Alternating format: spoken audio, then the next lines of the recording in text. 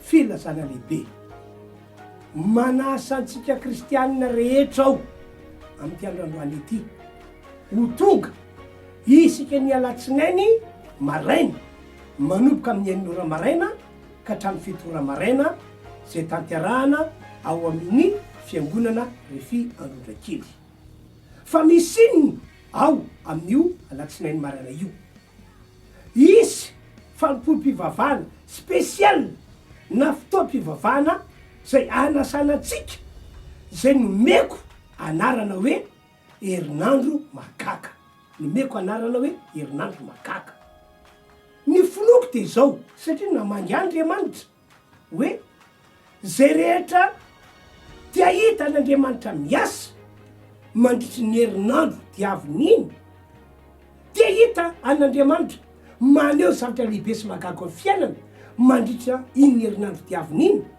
de hoy aho hoe andao atsoko daholo ny olona rehetra ho avy isika ny alatsinainy amin'ny enin'ora ka hatramin'ny fito ora ka hoy aho hoe tongava tompoko tongavy ianareo aza tany manomboka amin'ny enin'ora kanefa ihany ko amin'ny fito ora tsy maintsy tapitra ny fotoana fiaravavaka no ataontsika ao ka zay noko ary inono ihany ko de ho amarin'Andriamanitra herinandro magaga ka dia tongava tompoko ny toerana ao amin'ny fiangonana Refy Androndrakely manateranao eo namiko eo naminay amin'io alatsinan'io samy tain'Andriamanitra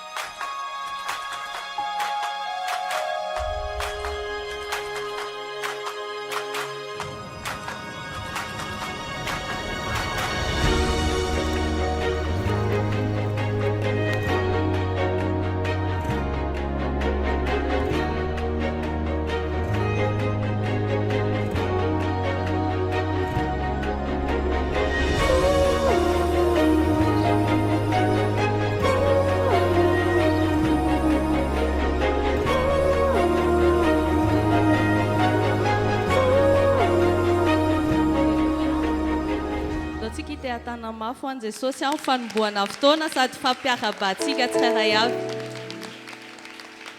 Dia amin'ny anaran'i Jesosy izahay miarahaba anareo sy manona fahasoavana sy fiadanana ho amin'ny tsirairay avy. Nous saluons également tous les frères et sœurs qui suivent le culte en ligne et que la paix, la grâce du Seigneur soit avec vous durant tout ce culte et que sa présence soit également chez vous là où vous êtes. Natsika hiaritsangana avy hatrany dia ametraka amin'ny fotoana ampelantanan'Andriamanitra dia tena anatin'ny fonao rehetrarehetra dia angatao mihitsy hoe Jesosy ahoaka ianao hanatrika izao fotoana izao dia tena loazy ao anatin'ny fonao izay tianao tenena amin'ny Jesosy rehetrarehetra momba an'ity fotoana androany ity. Asandrato any amin'ny lanitra ny taninao dia andaontsika hivavaka. Père éternel, nous sommes tellement reconnaissants pour ce jour. Si tu nous as donné un nouveau souffle de vie, tu nous as donné une opportunité pour pouvoir être encore une fois dans ta présence. Et nous ne pourrons ne pas être reconnaissants envers toi. Nous ne pourrons pas ne pas te rendre la grâce. Parce que dans notre cœur, nous sommes tellement reconnaissants, encore une fois. Et que nous pouvons servir le Dieu qui est au-dessus de toutes choses, le Dieu qui est capable, qui a créé toutes choses. Et c'est toi qui es présent ici en ce culte. Aujourd'hui, c'est un culte spécial pour te rendre grâce pour tout ce que tu as fait. Alors, Seigneur, touche nos cœurs. Saint-Esprit, convainc-nous de quoi on doit rendre grâce aujourd'hui. Saint-Esprit, possède nos cœurs. Saint-Esprit, prends le contrôle de ce culte et fais tout ce qui est en ton pouvoir pour rendre ce moment vraiment un moment agréable aux yeux de Dieu. Et bénis notre cœur, bénis chacun de nous qui est venu ici, bénis chacun de nos frères et sœurs qui suivent en ligne. Seigneur, que ce ne soit pas un culte ordinaire, mais que chacun de nous puisse ressentir ta présence manifeste et ta présence glorieuse. Et Seigneur, à toi seul soit la gloire. Nous sommes juste venus pour toi, pas pour les autres, pas pour les voisins d'à côté, mais juste pour toi. Alors nous voulons te voir et nous voulons te rendre la grâce, la gloire, l'honneur qui t'est dû. À toi seul soit la gloire, Seigneur. Amen. Amen. Tenenyo akeknawe androan le fotoana hoe isaorantsika an'Andriamanitra. Aujourd'hui, c'est le culte spécial où nous allons vraiment rendre grâce. Mais avant toute chose, allons d'abord lire le psaume, un psaume que nous connaissons vraiment par cœur, un psaume 103, verset 1. Bénis l'Éternel, mon âme, que tout ce qui est en moi bénisse son saint nom. Verset 2. Bénis l'Éternel, mon âme, et n'oublie aucun de ses bienfaits. Amin'ny teny gasy hoe misarany Jehovah ary fanahiko ary izay rehetra ato anatiko misarany anarany masina misarany Jehovah ary fanahiko ary aza misy adinoina amin'ny fitahiany rehetra. Indraindray tsika mety manao fahazarana n'io tenin'Andriamanitra io fa androany tompo dia mampiatsiahy antsika hoe misy ny olona misaotra, afaka misaotra izy amolotra fotsiny, afaka misaotra izy fa ny fony mety tsy faly, ny fony mety tsy mifandray amin'izay teneniny. Fa androany dao tsika hiaraka amin'ny Davida hoe zay rehetra ao anatintsika ny saotra an'Andriamanitra androany. Ary raha misy olona tena feno fankasitrahana dia izao sy anao zany. Amen. Tena ny fanahinao rehetrarehetra mihitsy ny aoka hisaotra an'Andriamanitra androany. Dia tapany faharoa hoe aza misy adinoina ny fitahiany rehetrarehetra. Ny olombelona manana tendance manadino zavatra, fa androany dao tsarovatsika daholo ny soa rehetrarehetra nataon'Andriamanitra ho antsika, nanomboka tamin'i Jesosy maty amin'ny hazo fijaliana ka hatramin'ny andro androany izay hitenenantsika. Dia raha mety ianao dia asandrato amin'ny lanitra ny taninao dia saintsainy sahady hoe inona ny zavatra efa niraisinao tamin'Andriamanitra. Je suis convaincue que tout le monde qui est venu ici a déjà reçu quelque chose de Dieu. Alors, je vous invite à vraiment être reconnaissant de tout votre cœur, de toute votre âme. Oui, Seigneur, c'est toi qui nous as donné tous les bienfaits. Et aujourd'hui, nous voulons juste te dire merci pour toutes choses. Rehefa misaina zay Jesosy ny famonjena nataonao. Rehefa misaina zay ny fitiavana nasehonao. Rehefa misaina zay ny fahasoavana nomenao. Dia te hamerina voninahitra anao zay androany Jesosy. Satria tsy misy zavatra anananay avy aty aminay fa enao ny antony zavatra rehetrarehetra, enao ny haviany zavatra rehetrarehetra ary enao mendrika hisarana. Rehefa misaina famonjeny Jesosy rehefa misaina ny famonjeny Jesosy dao tena tsy misy adinotsika hatramin'ny pitsopitso rehetrarehetra. Fahatsiarova hoe na itsika nandray famonjeny io arana dia fahasoavana fotsiny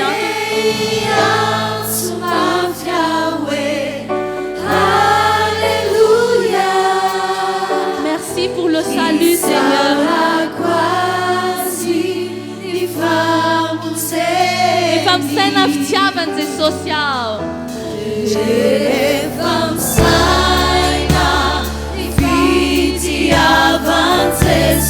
Ianao le tianay tsy misy ady vaky mbola fampotana izany dia efa tonga ianao hamonjy anay isan'andro ianao dia mandeha foana fatianao zahay. Alors aujourd'hui nous voulons pas juste rester debout mais nous voulons crier très fort.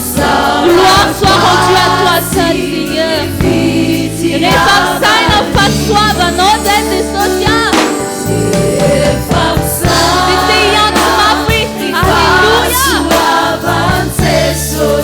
Tout ce que tu as fait pour nous,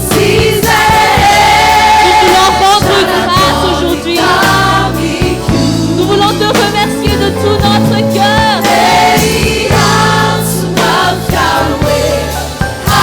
Alléluia. Sans la croix, nous s'assoient. Les femmes saines en fita innocentes et sociales. Et non les deux fois dans ta naïa chazai.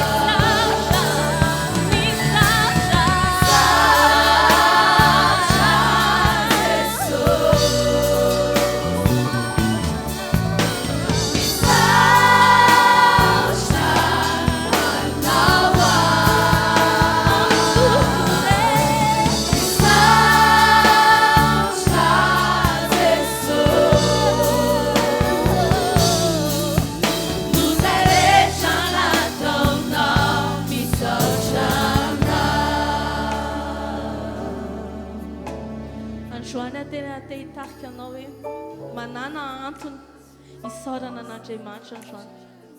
Ndao tsika hanao vavaka amin'ny fo tsika rehetrarehetra.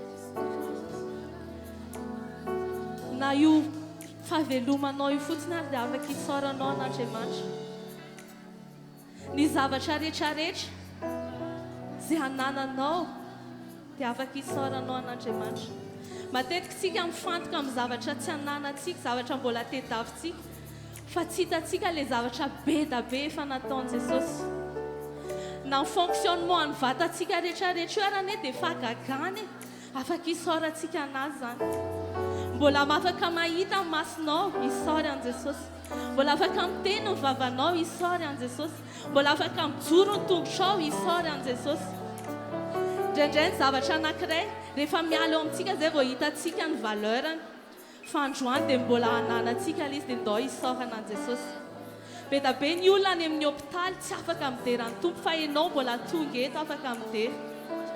J'aimerais vous inviter en ligne à vraiment rendre grâce au Seigneur pour tout ce que vous avez, pour le souffle de vie, pour tout le fonctionnement de votre corps, pour tout ce qui est dans votre possession.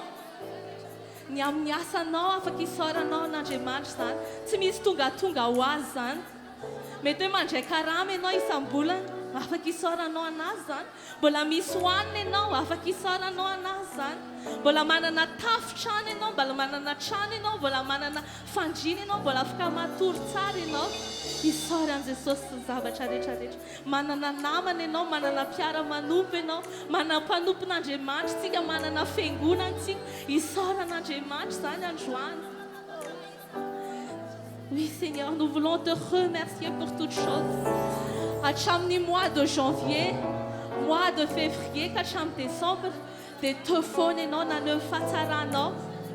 Tsy mbola misy na ray maraina araka hoe nandao anay zany ianao fa tefona ianao. Tefona ianao Jesosy natoko foana ianao. Zay indraindray mety hoe efa tady ala taminao. Mety nisy taona ary zay nanota nefa ianao tsy mbola nandatsa anay na indrepy zany. Namela ny helikay foana ianao Jesosy dia androany zay tena amin'ny fonay rehetrarehetra tena te hisaotra ny amin'ny fitiavanao. Tsy mbola nitsatra ianao naneho ny soa tamin'ny fiainanay. Tu n'as pas cessé de nous montrer tes bienfaits malgré nos manquements, malgré ce que nous étions, malgré nos fautes, nos transgressions, malgré nos imperfections. Tu as toujours été fidèle. Alors nous voulons juste te dire, Seigneur, les femmes saintes, nous fatsarano zay.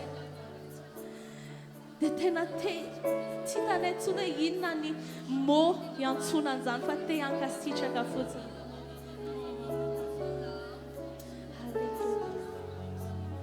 Tohizo ny vavakao mbola be da be ny afaka isaoranao na ny andro iray matory ary mety tsy ampy fa zay hitanao tena hoe mavesatra ao anatin'ny fonao ndao isaorana. Eny mety nisy aza fisedrana mety nisy zavatra tsy mifanaraka tamin'ny saintsika ndao isaorana an'Andriamanitra daholo zany.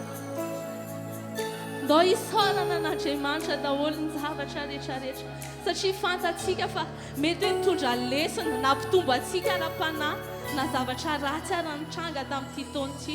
Alleluia.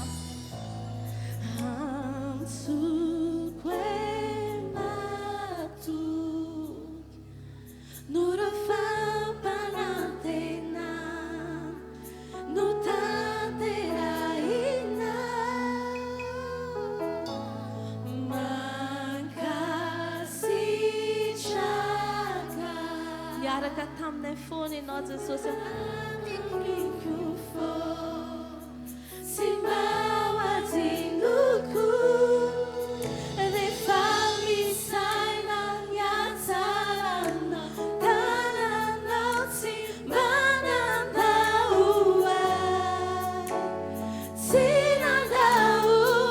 Saraloša tamke nao. Saraloša.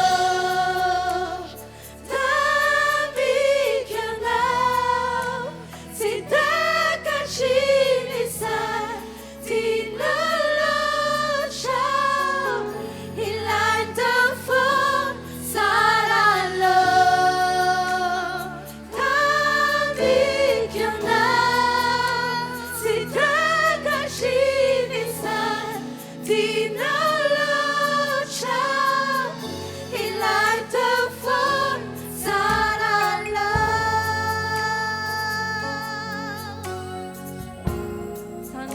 Jesosy tena tsara foana ianao tsy mbola nisy fotoana ianao nitsara ho tsara teo amin'ny fiainanay satria izay mihitsy mahizy anao rehefa misaina ny hatsaranao tananao tsy mpanandahoa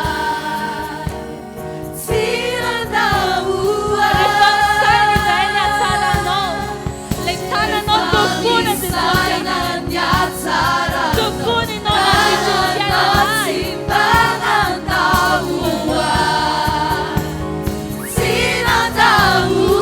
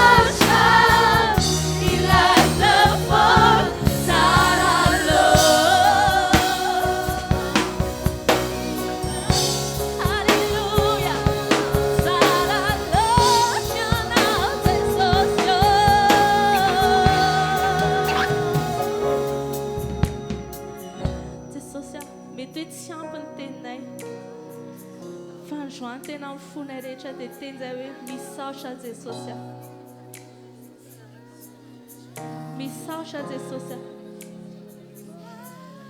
misy olona mankasitraka ve ato anatin'ity trano ity teny hoe misaotra Jesosy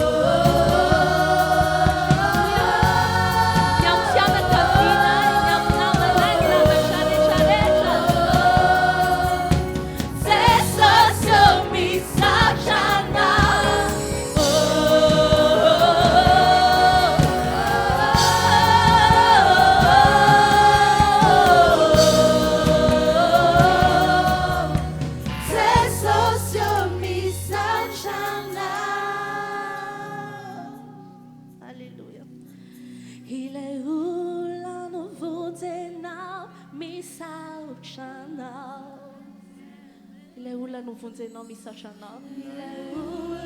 no vonjenao misaotra anao ilay olona no tainao misaotra anao ilay olona no tainao misaotra anao ilay olona no tiavinao misaotra anao ilay olona no tiavinao misaotra anao ilay olona no sitranao misaotra anao ilay olona no sitraninao misaotra anao ilay olona nafanao misaotra anao ilay olona nafanao misaotra anao misaotra anao fa tsy izay lazainy olona fa tsy izay no lazainy olona tsy anakerana zao sy zao hoe fizay lazainy teninao hoe zay aho hoe za Jesosy amitsaka anao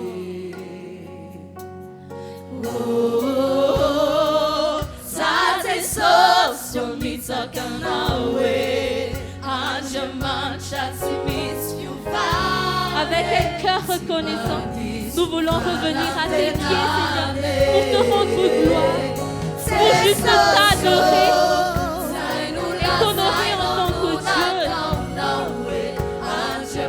Nous soulignons que maintenant, il y a un coup à ta main, l'honneur foutinzai. C'est socio mitsakanao. Socio mitsakanao.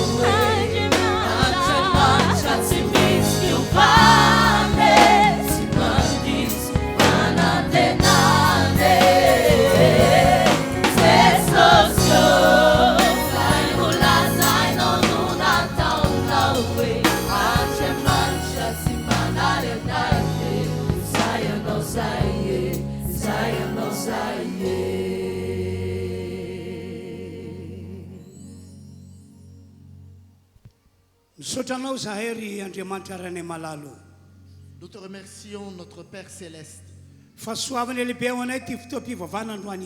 Ce culte aujourd'hui est une grande bénédiction pour nous.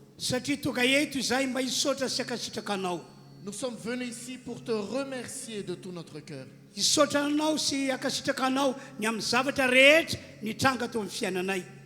Nous venons ici pour te rendre grâce et te donner toute la reconnaissance pour tout ce que tu as fait pour nous.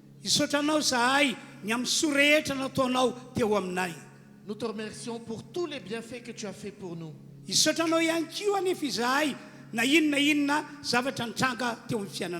Et nous te remercions aussi pour toutes les circonstances qui sont tombées dans notre vie. Et nous croyons que tout cela c'est pour nous bénir. Merci Père. Nous te rendons toute la gloire. Au nom de Jésus-Christ. Amen. Amen. Prenez place, frères et sœurs.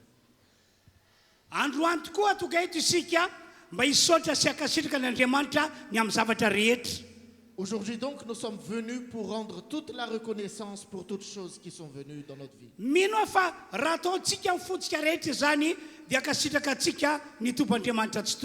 Et je le crois vraiment que si nous le faisons de tout notre cœur, Dieu va certainement l'agréer.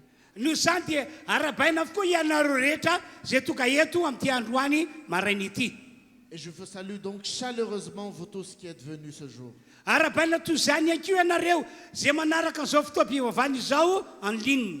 Et je vous salue aussi, chers frères et sœurs qui nous suivent en ligne.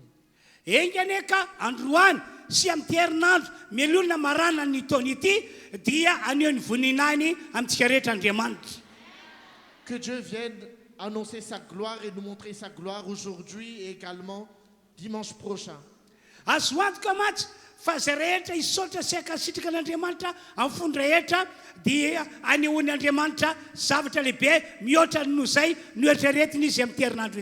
Et je vous donne l'assurance que tous ceux qui croient que Dieu va faire énormément de choses, vous l'aurez certainement.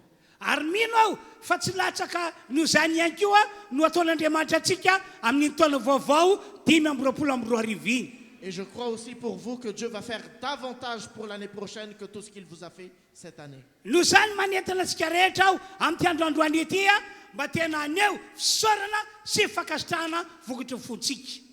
Et je vous invite donc à montrer toute la reconnaissance pour Dieu pour ce culte aujourd'hui. Acclamons le Seigneur pour montrer cette reconnaissance. Acclamez encore plus fort. Acclamons encore notre Seigneur.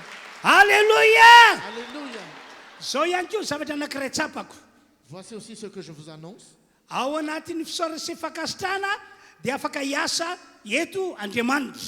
À travers nos remerciements et notre reconnaissance, Dieu peut agir raha misy aminareo toka eto na ianareo tokantrano any ka hoe mbola marary raha vonina isotra sakasitrikan'Andriamanitra ianao hositraniny. Si nos frères et sœurs sont malades et qu'ils viennent toujours pour rendre grâce à Dieu, ils seront guéris. Hovany ankiny ny olona amin'ny fiainanao. Pour tous ceux qui ont des problèmes, Dieu aussi va les résoudre. Ho ataony zany. Il va certainement le faire. Ho ataony Il zany. va certainement le faire. Ary tsy dilatra ty herinandro ity ahita fandresena lehibe ianao. Et cette semaine ne passera pas sans que tu aies connu une victoire. Ary ambonin'izany io taona vaovao io hitako tsapako fa taona tsara indrindra ho antsika izy io. Et au-delà de ça, je ressens vraiment que cette année à venir sera une plus belle année pour toi. Tena mahagaga fa raha zava-misy dia miasatra amin'ny fiainana. Ce que je ressens, c'est que la vie devient de plus en plus dure tous les jours. Fa ho avan'Andriamanitra koa isika amin'ny taona vaovao io. Mais Dieu va inverser cela, il va nous faire connaître une très belle année. Zay inontsika no ataony tompo tanteraka ry havanao. Dieu va réaliser ce que nous avons. Ataovana isotra n'Andriamanitra mitehaka isika. Remercions le Seigneur à travers nos acclamations. Asitehaka faran'izay mafy. Acclamons fort encore. Halleluja. Alléluia. Amen. Amen. Ny voninahitra ny eo an'Andriamanitra iriry ihany. Andeontsika hitsangana dia iaraka amin'reto tarika vidiarany reto anao hira anankiray tiany faliana sy raviravona satria fety ny androandroany. Nous allons maintenant passer à un moment de louange et d'adoration car aujourd'hui est un grand jour de fête.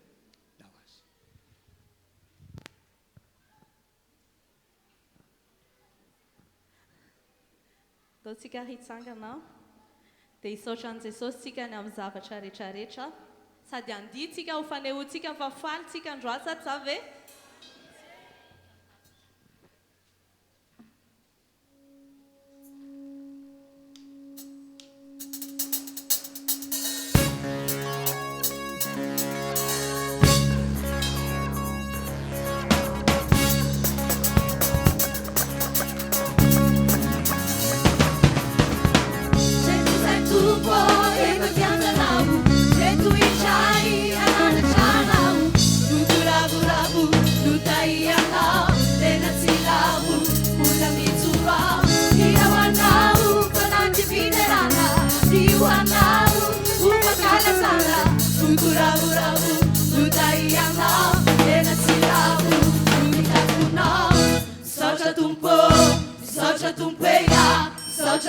Bye.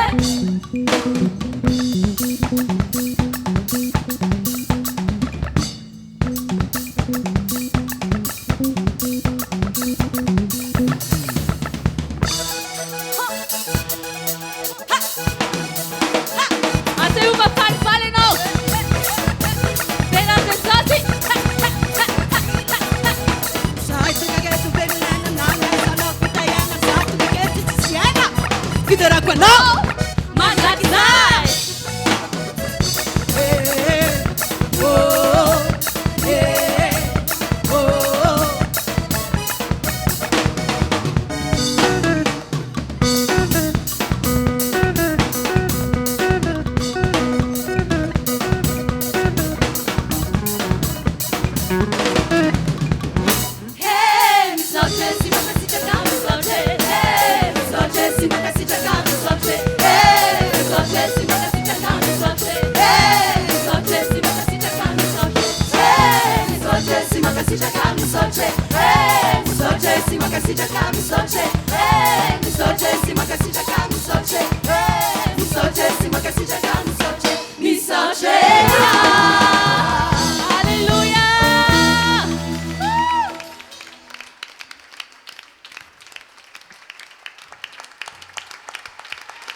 Samiary makatoerantsikesikea tompoko.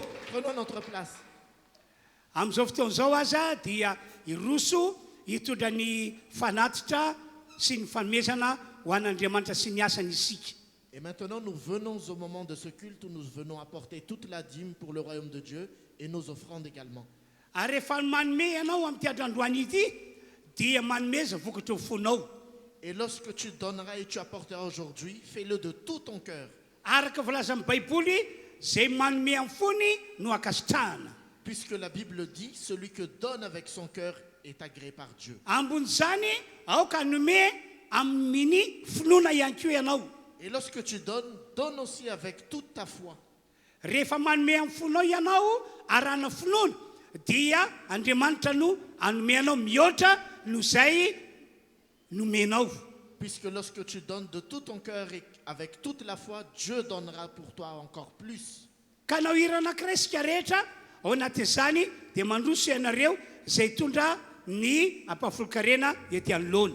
Et à travers cette louange et cette adoration, nous allons venir apporter toute la dîme pour Dieu. Rehefa avy eo tatazana eny toerana ny fanatitra fanaontsika mahazatra. Et ensuite, l'offrande que nous avons apportée, elle sera collectée sur place. Mbola hiaraka anao hira amin'reto mpitarika fiderany reto isika ataovy mahay ianao hoe sady manome no mihira.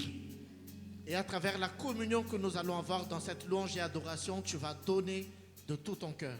Dawas.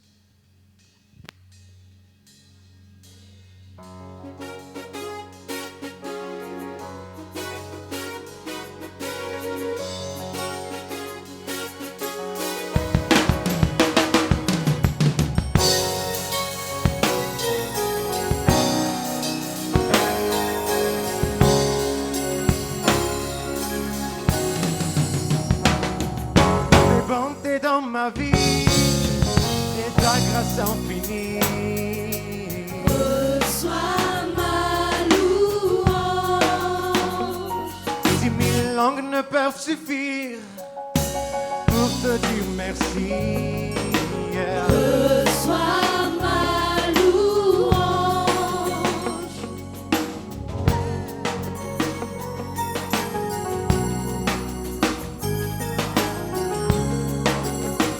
Pour tes bontés dans ma vie, Seigneur. Pour tes bontés dans ma vie et ta grâce infinie, reçois ma louange. 10 000 langues ne peuvent suffire pour te dire merci. Reçois ma louange. Toi qui guéris les malades, toi qui guéris les malades.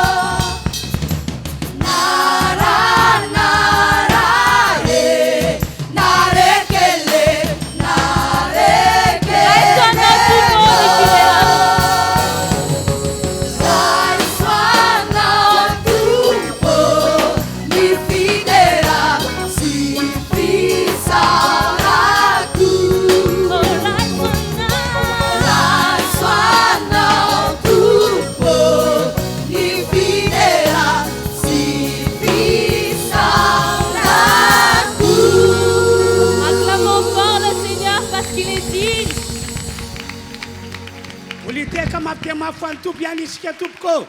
Et nous allons encore acclamer très fort le Seigneur. Misaotra an'Andriamanitra isika ny namanginantsika nakanafantsika nitondra fanomezana ho an'ny asan'Andriamanitra teo. Nous remercions encore le Seigneur de nous avoir donné ce jour pour pouvoir apporter, pour développer son royaume. Ny fanomezana ataontsika ireny a dia tsy ataontsika amin'ny fombafomba mihitsy. Toutes ces choses que nous apportons et que nous donnons ici, nous ne le faisons pas par habitude et religion. Fa isika ny manometsika dia matsiaro ny tenin'Andriamanitra hoe manomeza dia mba homena ianareo. Mais chaque fois que nous apportons et nous donnons ici, nous pensons à la parole de Dieu. Donnez et vous recevrez en retour. Misaotra an'Andriamanitra isika sady misaotra anareo izahay. Nous remercions Dieu et je vous remercie aussi personnellement. Ndao tsika hitehaka mafy an'ny tompo. Acclamons le Seigneur. Ny filazana aperako amintsika rehetra dia tahako zao. Voici l'annonce que je vous partage aujourd'hui. Amin'ny alarobia ho avy zao dia fotoan-dehibe eto amin'ny toerana ity. Ce mercredi qui vient sera un grand jour ici. Fotoan-dehibe atokantsika entina hanomezana voninahitra an'Andriamanitra noho ny amin'ny Jesosy Kristy mpamonjy izay nomen'Andriamanitra antsika ary tonga teto ambonin'ny tany. Et ce jour-là sera une grande célébration pour nous rappeler que Jésus-Christ est venu sur terre nous sauver. Ny kristianina rehetra maneran-tany dia miombona manao fanompoam-pivavahana amin'io alarobia 5 volana Desambra io. Et tous les chrétiens sur terre sont en communion pour venir célébrer ce jour, ce 25 décembre. Ka ho antsika rehetra tonga eto a tongavy miaraka mamea voninahitra an'Andriamanitra satria fitiavana lehibe no efa nitiavany Andriamanitra atsika. Et je vous invite donc à venir tous ici ce 25 décembre car Dieu nous a tant aimés pour ce don. Fisaorantsika an'Andriamanitra satria tia antsika izy nomeny zanan'ilay tokana andao hitehaka mafy ho an'ny Andriamanitra isika. Puisque Dieu nous a tant aimés, il nous a donné son Fils unique. Acclamons le Seigneur. Manarak'izany rampitso alatsinainy anentanako atsika fa tena fotoan-dehibe eto manomboka amin'ny 9 ora maraina ka hatramin'ny 7.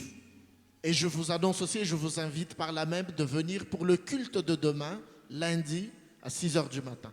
Ka na dia ianareo tsy paketo azy isika ny alatsinainy no fahasaranana ara-potoana dia ho iaho hoe tena miazay ianao ho tonga eto rapitso alatsinainy.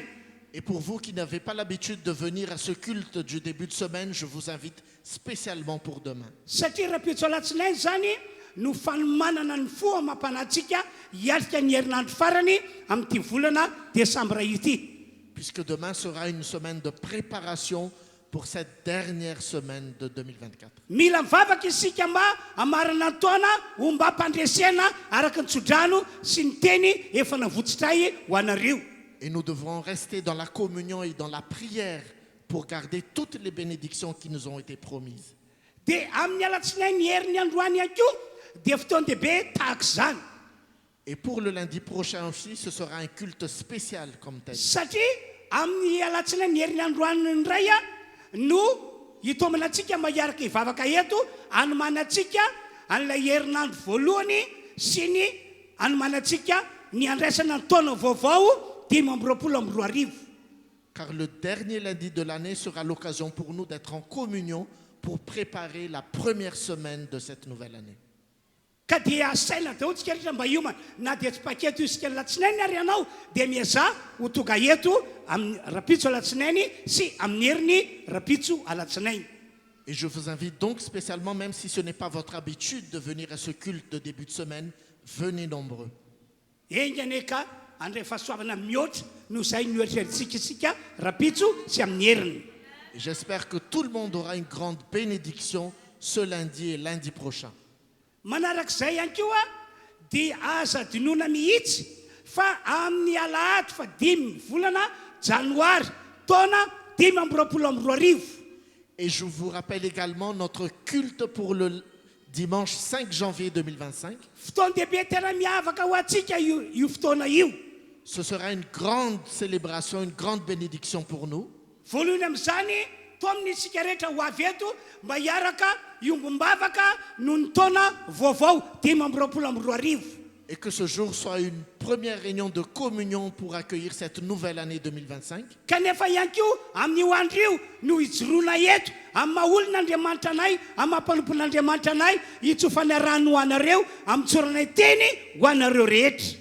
Et ce 5 janvier également sera l'occasion pour nous, serviteurs de Dieu, de relâcher la bénédiction pour vous. Mihitsy zahay fa nitsodrano sy ny tena ho avotsitray amin'io alahady fa 5 volana janoary 5 no iantoka fiainan'ity fiangonana ity mandritry ny taona ray manontolo.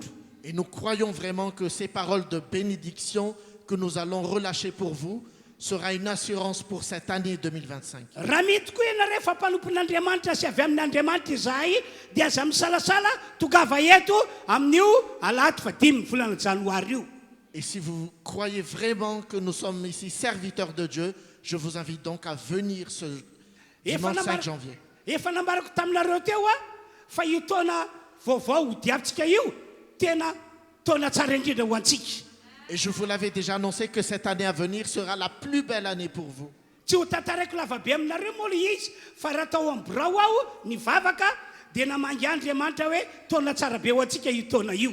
Et je vous témoigne que durant mes prières, Dieu m'a visité et m'a annoncé que cette année sera la meilleure pour vous. Ka na inona zava-misy eto amin'ity firenena ity dia aza miova fa aoreny ny finoanao fa tsara ho antsika io taona io. Et quoi qu'il arrive dans ce pays, quoi qu'il arrive dans ta vie, garde la foi que cette année sera une année meilleure pour toi. Ny zava-misy miakatra vidim-piainana. Ce que nous voyons, c'est que la vie coûte de plus en plus cher tous les jours. Ary madika ny mbola ho avy ianao dia mbola hiakatra ihany izy io. Et si tu regardes autour de toi, ça va toujours s'empirer. Fa saingy eo indrindra no anehoan'Andriamanitra hoe iza moa izy ary iza ihany koa ianareo. Mais là vraiment que Dieu va montrer qui il est et qui vous êtes pour lui. Zay rehetra mino ane dia atsapa fa tsara indrindra ho antsika io taona io. Que celui qui croit vraiment que cette année sera la meilleure pour nous. Zay nono ihany no ataon'Andriamanitra tanteraka eo aminao. Et Dieu fera certainement ce que tu crois pour ta vie.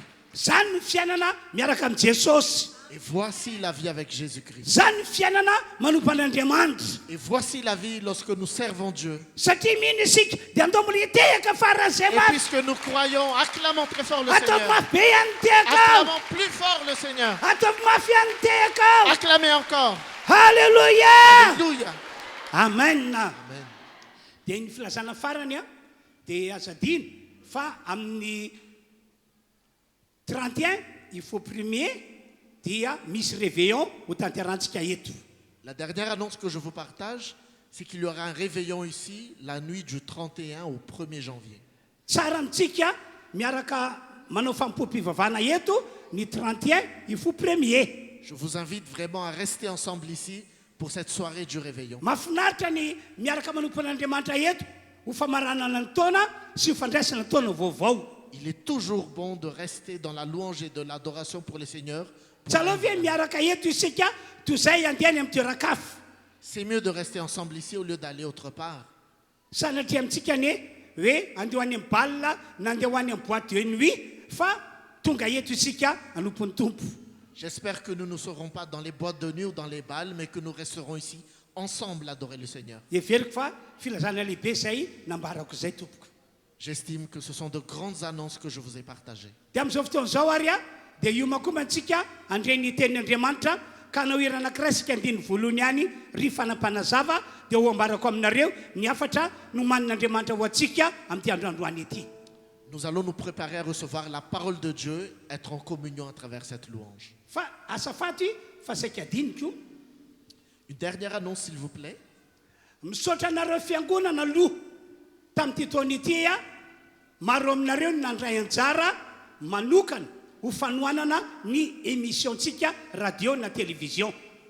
Je remercie l'Église pour tout l'appui que certains ont fait pour appuyer nos émissions télé et radio. Tena misaotra sy mankasitraka anareo izay mivady. Mon épouse et moi, nous vous remercions de tout notre cœur.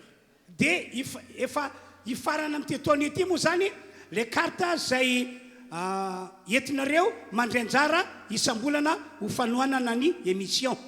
Et comme la carte 2024 va expirer, Noho zany dia misy karta vaovao ndray ity zay natanako atsika rehetra hoe andao andray anjara. Il y a une nouvelle carte de participation pour l'appui média, radio et TV pour cette nouvelle année. Manentana atsika mba andray anjara arak'izay vitanao isam-bolana mba ho ataonao tokoa. Et je vous invite donc à participer activement chaque mois pour soutenir cette action. Maro be mihitsy ny fiangonana ny orona any ambadibadika any tamin'ny alalan'ny fanohanantsika ny émission tahako zao. Beaucoup d'églises sont nées à cause de l'appui des émissions que vous avez faites.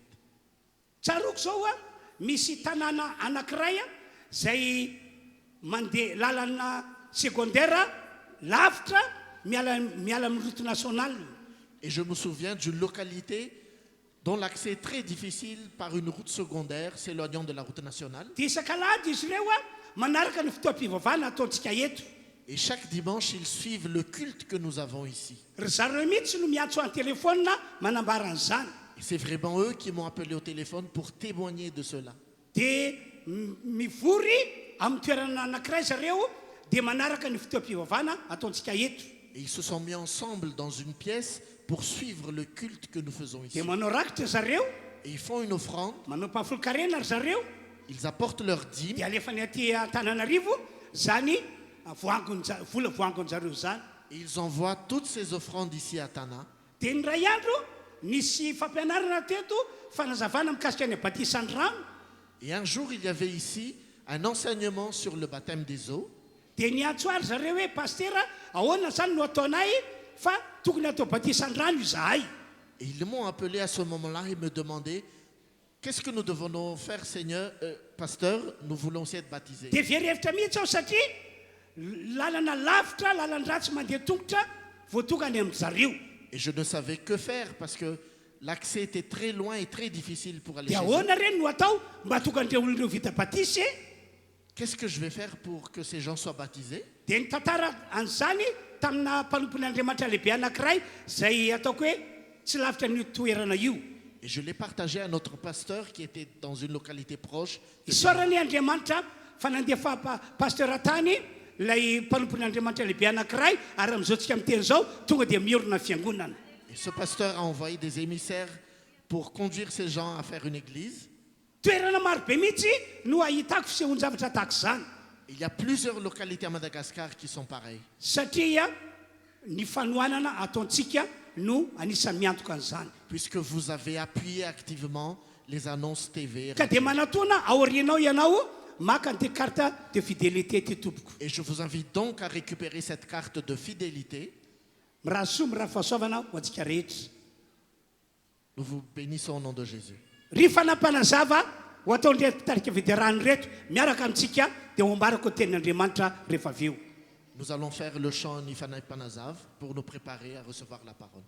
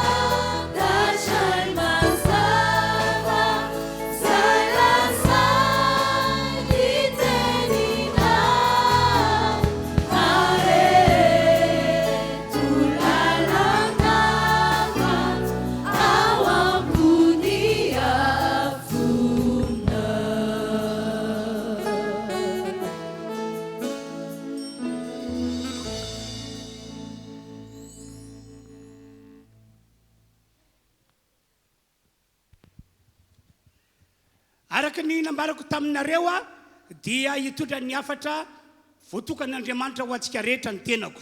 Comme je vous ai annoncé tout à l'heure, je vais vous apporter le message de Dieu. Tsy miova ny programan'Andriamanitra.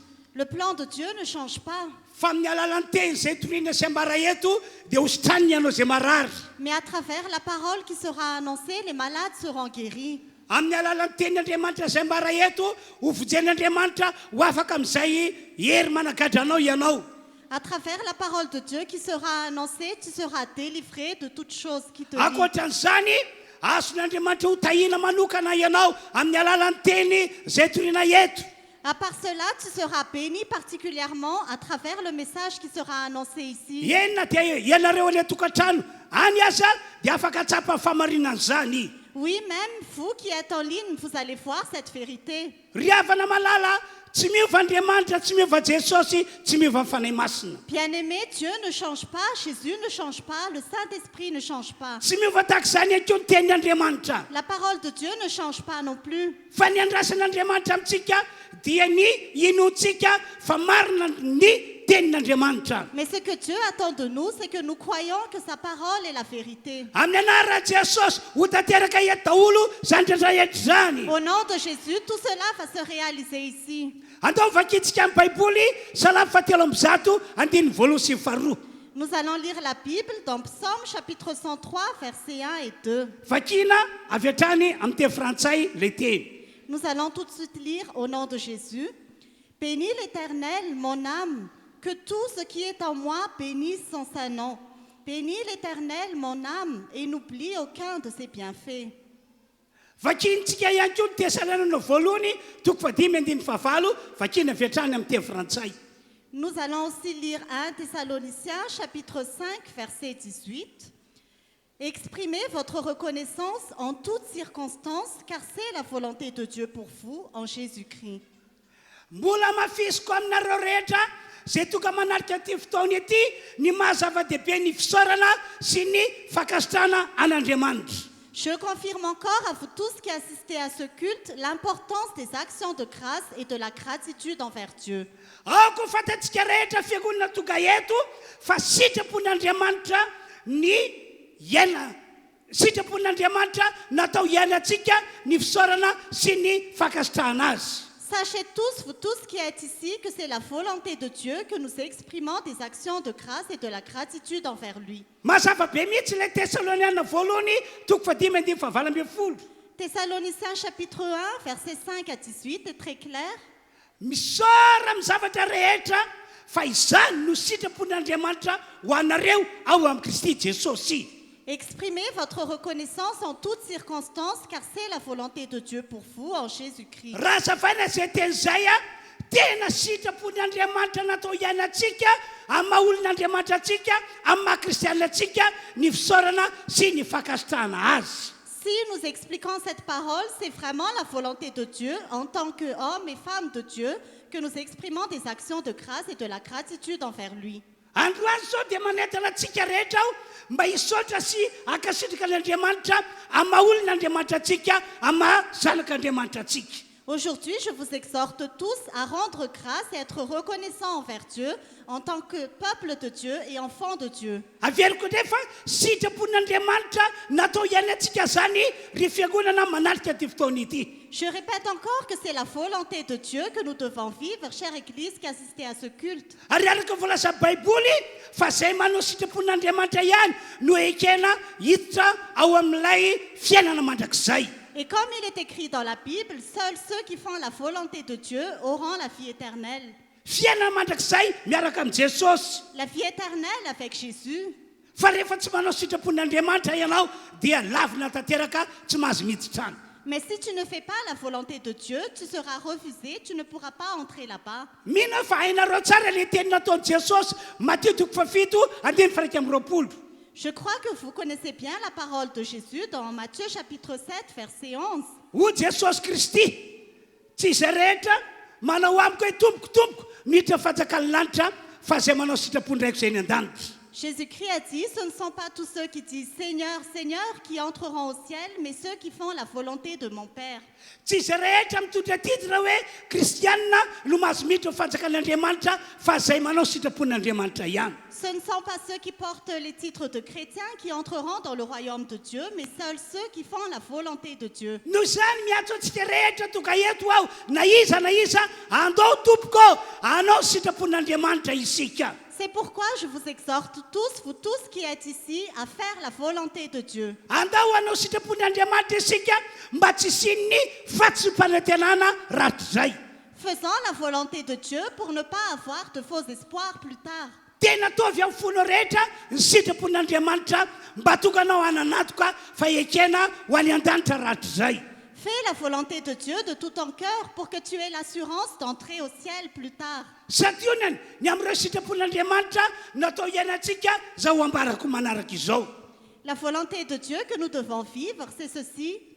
Anisan'ny sitrapon'Andriamanitra natao iainantsika isika madio am-po. Parmi la volonté de Dieu que nous devons vivre, nous devons avoir un cœur pur. Mazava ny teny nataon'i Jesosy fa sambatra ny olona madio am-po fa izy ihany no hitan'Andriamanitra. La parole de Jésus est claire. Heureux ceux qui ont le cœur pur, car ils verront Dieu. Aza manaiky fitan'ny sainao ianao na fitan'ny devoly hoe tafitohany ianao no nataony ranona na no nataony ranony fa isan'andro ataovy madio foana ny fonao mba tokanao hananatoka ny hiditra ny an-danitra rahatr' izay. Ne te laisse pas tromper par tes pensées ou par le diable, mais tous les jours aie un cœur pur pour avoir l'assurance d'aller au ciel. Anisan'ny sitrapon'Andriamanitra ihany koa isika amaha olon'Andriamanitra atsika amaha kristianatsika mamiala heloka. Parmi la volonté de Dieu, c'est que nous aussi, en tant qu'enfants de Dieu, en tant que chrétiens, nous pardonnons.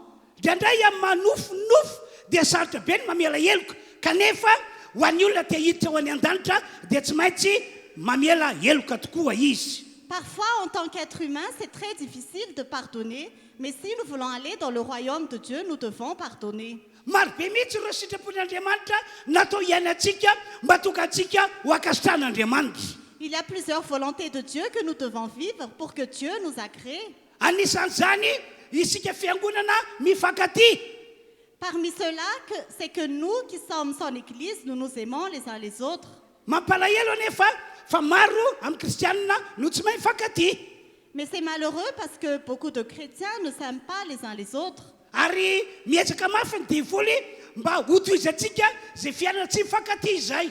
Et le diable fait tout son effort pour que nous continuions sur ce chemin. Dia ny mampalahelo maro kristiana no manaiky baiky ny devoly hoe aza mifankaty amin'ny namanao ianao. Et ce qui est malheureux, c'est que beaucoup de chrétiens obéissent à ce que le diable dit, que n'aime pas ton prochain. Ahoana ho Jesosy hoy izy hoe didy vaovao no meko anareo dia ny mba hifankatiavanareo. Qu'est-ce que Jésus a dit? Il a dit, je vous donne un nouveau commandement, c'est que vous aimez les uns les autres. Mila mifankaty ianareo mba afantaran'ny olona rehetra fa avy amiko ianareo sady mpianatra ianareo. Vous devez vous aimer les uns les autres pour que tous sachent que vous venez de moi et que vous êtes mes disciples. Sy adionany ny amin'ireo sitrapon'Andriamanitra natao iainana daholo zany tantarako aminareo zany.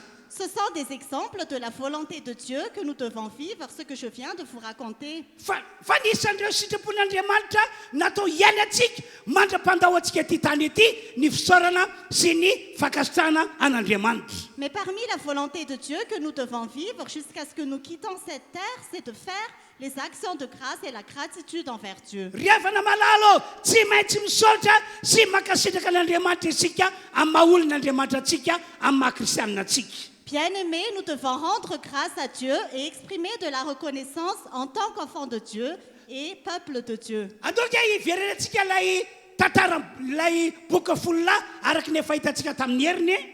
Nous allons relire l'histoire des 10 lépreux qu'on a déjà vu la semaine dernière. Voalazo amin'ny Luka toko fafito ambin'ny folo andimy faraika ambin'ny folo ka hatramin'ny andimy fasy ambin'ny folo zany tantara zany. Cette histoire se trouve dans Luc chapitre 17, verset 11.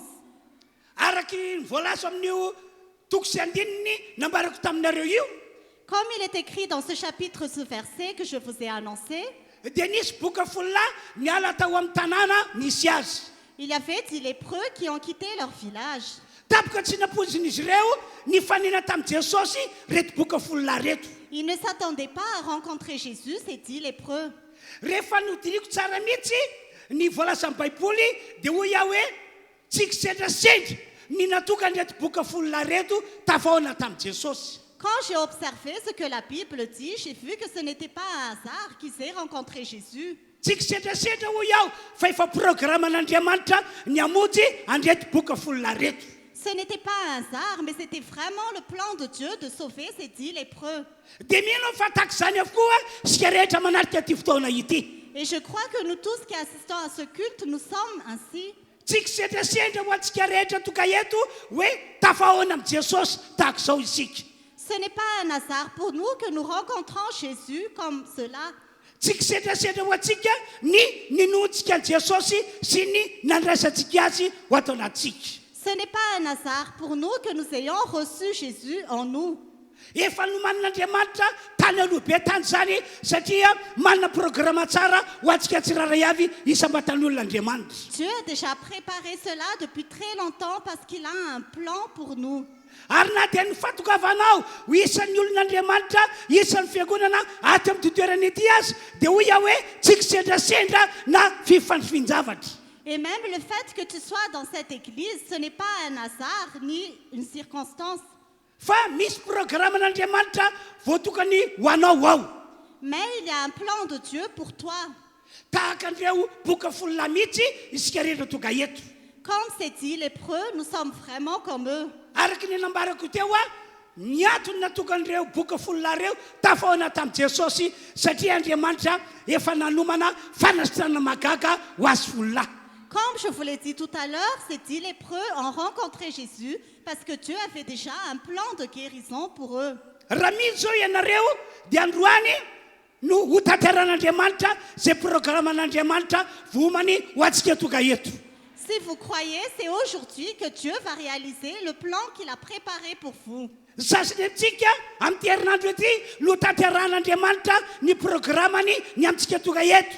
Dieu va le réaliser cette semaine, tout le programme qu'il a pour nous. Ny sasany amintsika dia miandra ny taona vaovao io mihitsy Andriamanitra ahafahany manatanteraka ny programmany ny amintsika. Pour d'autres personnes, Dieu attend la nouvelle année pour réaliser le plan qu'il a pour nous. Satria raha mandika amin'ny fianako manoko anao dia fantatra hoe tsy fifandrafinjavatra nakisetrasetra ny natogay ny fanena tamin'i Jesosy sy ny natogay nandray an'i Jesosy. Parce que quand j'observe ma propre vie, je réalise que ce n'était pas un hasard que j'ai rencontré Jésus et que je l'ai reçu. Rehefa nodiniko ny fianako dia fantatra hoe misy tanjon'Andriamanitra manoka anao amin'ny alalako.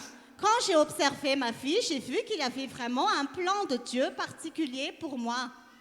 Tao anatin'ny maha olon'Andriamanitra dia be dehibe mihitsy ny ady sy zavatra sarotra natrehako. En tant qu'homme de Dieu, j'ai rencontré beaucoup de difficultés et d'épreuves. Fa narovan'Andriamanitra tamin'izany mba tsy hemotra sy tsy heverin-dalana. Mais Dieu m'a protégée pour que je ne reprousse pas chemin. Satria raha ny hemotra sy miverin-dalana aho dia tsy azon'Andriamanitra tanterahana lay programmany ny amiko manokana. Parce que si je me suis retournée et que j'ai reproussé chemin, Dieu n'aurait pas pu réaliser son plan pour moi. Isaorako ny Andriamanitra zay naneho fitiavana lehibe ahy. Que Dieu soit remercié qui a manifesté un grand amour pour moi. Isaoraka ny Andriamanitra zay niaro ahy mba tsy hemotra sy tsy heverinalana tamin'izany fotoana izany. Je remercie Dieu qui m'a protégée pour que je ne reprousse pas chemin en ce temps-là. Ary mbola isaoraka ny Andriamanitra zay niazonay mandrakakehitriny ary azonay mandrakizay. Et je remercie encore Dieu qui me garde aujourd'hui et qui me gardera pour toujours. Dia tahaka izany avokoa sika rehetra tonga eto ry havana malalo. Et nous tous qui sommes ici, bien-aimés, nous sommes tous comme cela. Ka dia andao isika rehetra isaotra sy ankasitrakan'Andriamanitra amin'ny alala teraka faran'izay mafy. Alors acclamons le Seigneur. Ka ny teniko farany aminareo aza mihemotra mihitsy aza verin-dalana. Ne reculez jamais et ne reproussez jamais chemin. Raha fantatra fa misy herin'Andriamanitra miasa ato dia aoka iorina tsara ato amin'izao asan'Andriamanitra zao ianao. Si tu sais que Dieu agit ici, ne reprousse jamais chemin dans l'œuvre de Dieu. Satria amin'ny alalan'izao asa zao no hitondran'Andriamanitra anao ho amin'ny fiainana tsara indrindra. Parce que c'est à travers cette œuvre que Dieu va te conduire dans une vie meilleure. Angamba tsy mbola tsapanao ny famarinana zany fa ho tsapanao ane zany atoato. Peut-être que tu ne ressens pas encore cette vérité, mais tu le ressentiras bientôt. Ajanoko atreo aloha zay fanetanana antsika rehetra izay. J'arrête ici cette exhortation. Dia rehefa niantsoantso reto boka folo lahy reto hoe ry Jesosy tompo mamindra-fo aminay. Et quand ces dix lépreux ont appelé Jésus, ils ont dit Jésus, aie pitié de nous. Dia hoy Jesosy zao dia zao ihany makanesa any ampisorona ianareo. Jésus a dit, maintenant même, allez chez les sacrificateurs. Makanesa any ianareo manao contrôle. Allez vers eux pour faire un contrôle.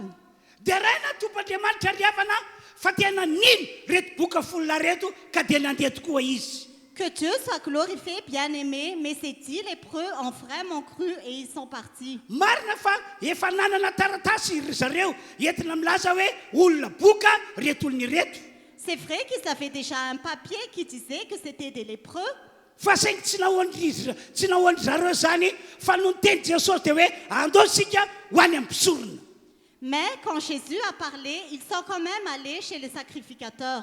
Dia hoy Baiboly hoe rehefa nandeha ry zareo dia sitrana tena mpandehanana. Et la Bible dit que quand ils sont partis, ils étaient guéris en chemin. Sitrana daholo izy volona. Ils étaient tous guéris, les 10 lépreux. Engane ka ho tanteran'Andriamanitra amintsika ny programmany kasany amin'ny fiainana manokana androany.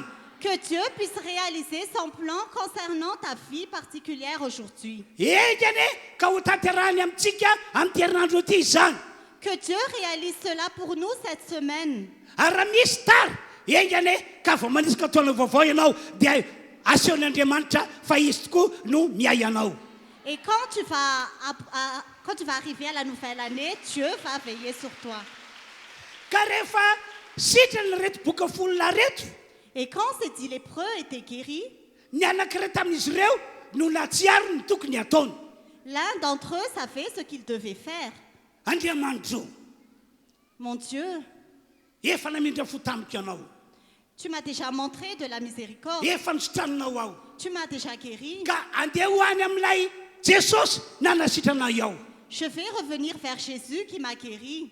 Andeha hisaotra sy hiakoka eo anatrehany. Je vais le remercier et me prosterner devant lui. Ary toka tany tokoa izy niankohaka sy hisaotra an Jesosy Kristy. Et il est vraiment allé vers Jésus pour le remercier et pour se prosterner devant lui. Satria fantany fa zay mihitsy no tokony ho fiainany. Parce qu'il savait que c'est vraiment ce qui devait être sa vie. Ry fiangonana rehetra manarika zao fotoana izao, Chère Église qui assistait à ce culte, ny ray amin'ireo lesona lehibe sy tomiko amin'ny alalan'izay tantara izay dia izao. la grande leçon que je tire de cette histoire, c'est ceci. Zay rehetra nandray fahasoavana avy amin'Andriamanitra na iza dia izao. Tous ceux qui ont reçu des bienfaits de la part de Dieu, Na iza tsy maintsy misaotra sy makasitraka an'Andriamanitra izy. qui que ce soit, il doit remercier Dieu et être reconnaissant envers Dieu. Araky ny nambarako taminareo fa izany no sitrapon'Andriamanitra natao ho fiainana mandramaty. Comme je vous l'ai annoncé, c'est la volonté de Dieu qui doit être notre vie jusqu'à la mort. Manamafy an'izany ny teny nataon'i Davida ao amin'ny Salamy 7:2. Les paroles de David dans Psaume chapitre 103, versets 1 et 2 confirment cela. Ho Davida misaorany Jehova ry fanahiko ary zay rehetra ato anatiko misaorany anarany masina. Misaorany Jehova ry fanahiko ary aza misy adinonao na dia ray aza ny fetahiny rehetra. David a dit, bénis l'Éternel, mon âme, que tout ce qui est en moi bénisse son saint nom. Bénis l'Éternel, mon âme, et n'oublie aucun de ses bienfaits. Eno tsara zao teny ambarako aminareo zao ry fiangonana. Écoutez attentivement cette parole que je vous annonce, chère Église. Malahelo be mihitsy ny tompoandriamanitra tsy toa mahita olona, mahita fiangonana kristianina manadiny ny misaotra sy ny makasitraka an'Andriamanitra no ireo fahasoavana zay efa lomen'Andriamanitra azy. Le Dieu Tout-Puissant est vraiment très malheureux quand il voit une église chrétienne qui ne le remercie pas et qui ne le rend pas grâce pour tous les bienfaits qu'il a donnés. Amin'ny karazany nge ireo fahasoavana zay efa lomen'Andriamanitra antsika tamin'ny tetoany ity e. Dieu nous a déjà donné beaucoup de bienfaits cette année. Ohatra amin'izany ny fanasitranana, Par exemple, la guérison. ohatra amin'izany ny fitahina, Par exemple, les bénédictions. ohatra amin'izany ny fanambinana, Par exemple, la guérison. ohatra amin'izany ny fiainana mety. Par exemple, la vie qui est meilleure. Tena be dia be mihitsy ireo fahasoavana zay efa lomen'Andriamanitra antsika. Dieu nous a vraiment donné beaucoup de bienfaits.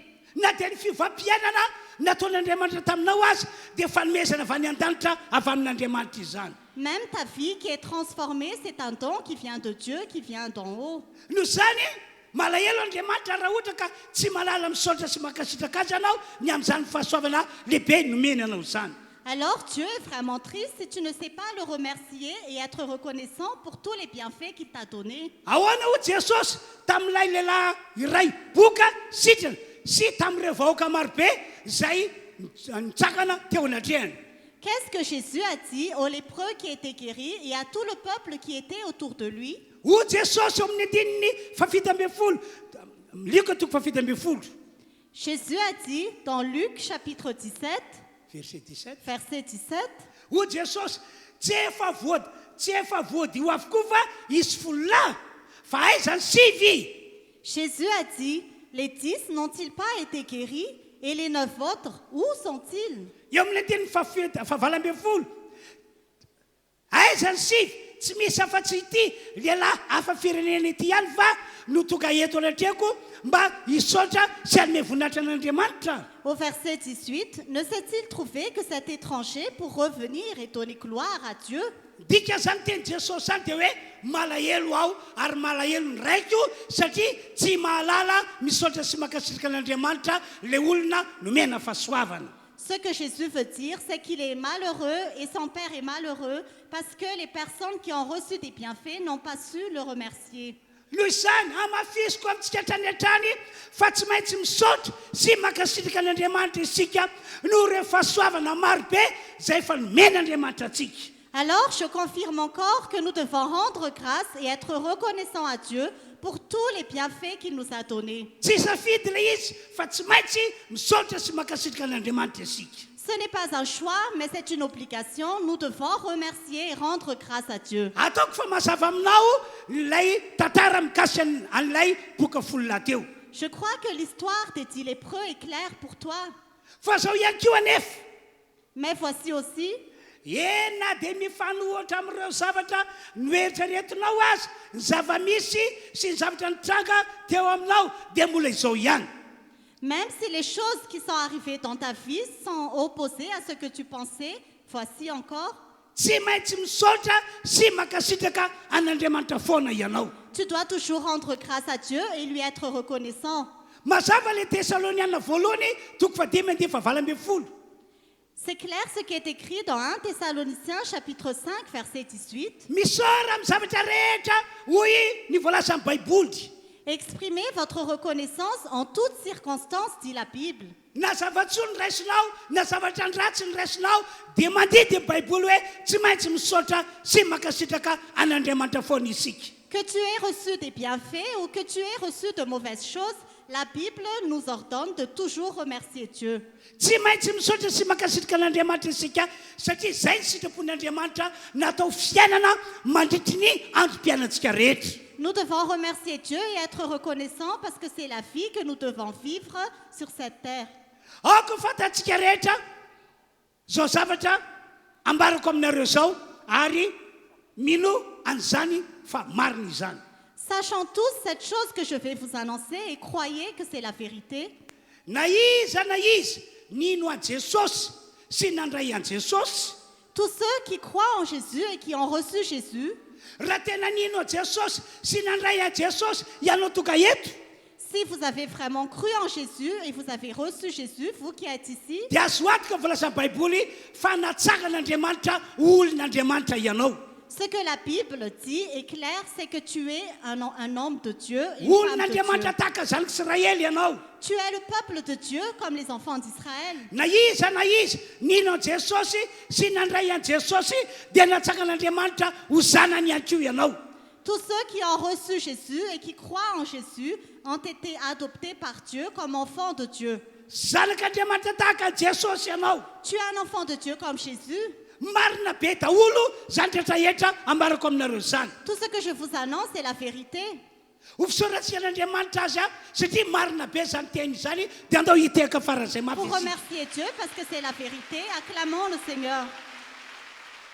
Ambon'izany zay rehetra nino an Jesosy sy nandray an Jesosy Par-dessus tout, tous ceux qui ont reçu Jésus et qui ont cru en Jésus, dia hoa baiboly hoe noraisin'Andriamanitra tanana ny fiainan'izany olo zany. la Bible dit que Dieu prend en main la vie de cette personne. Satria efa ao tanan'Andriamanitra isika dia izy no mitantana sy mitondra antsika araka ny sitrapony. Parce que quand nous sommes dans les mains de Dieu, c'est lui qui nous conduit dans sa volonté. Zany ke no antony natokan'Andriamanitra nampitondra faminaniana any Isaia mpaminany. C'est pour ça que Dieu a donné une prophétie à Isaïe. Ahoana hoy Andriamanitra tamin'ny alalan'i Isaia? Qu'est-ce que Dieu a dit à travers Isaïe? Satria ay anareo dia asa matahotra fa momba anareo aho. Parce que vous m'appartenez, n'ayez pas peur, je suis avec vous. Satria ay anareo asa matahotra fa izao Andriamanitra reo no mitantana anareo amin'ny tanakavanana famarinako. Parce que vous m'appartenez, n'ayez pas peur, parce que c'est moi, votre Dieu, qui vous conduit par ma main droite. Satria ay anareo dia tsy ho adinoko mihitsy hoy Andriamanitra. Parce que vous m'appartenez, je ne vous oublierai jamais, a dit Dieu. Tena marina be mihitsy za faminaniana nampitondrain'Andriamanitra ny Isaia mpaminany zany. Cette prophétie que Dieu a donnée à Isaïe est vraiment vraie.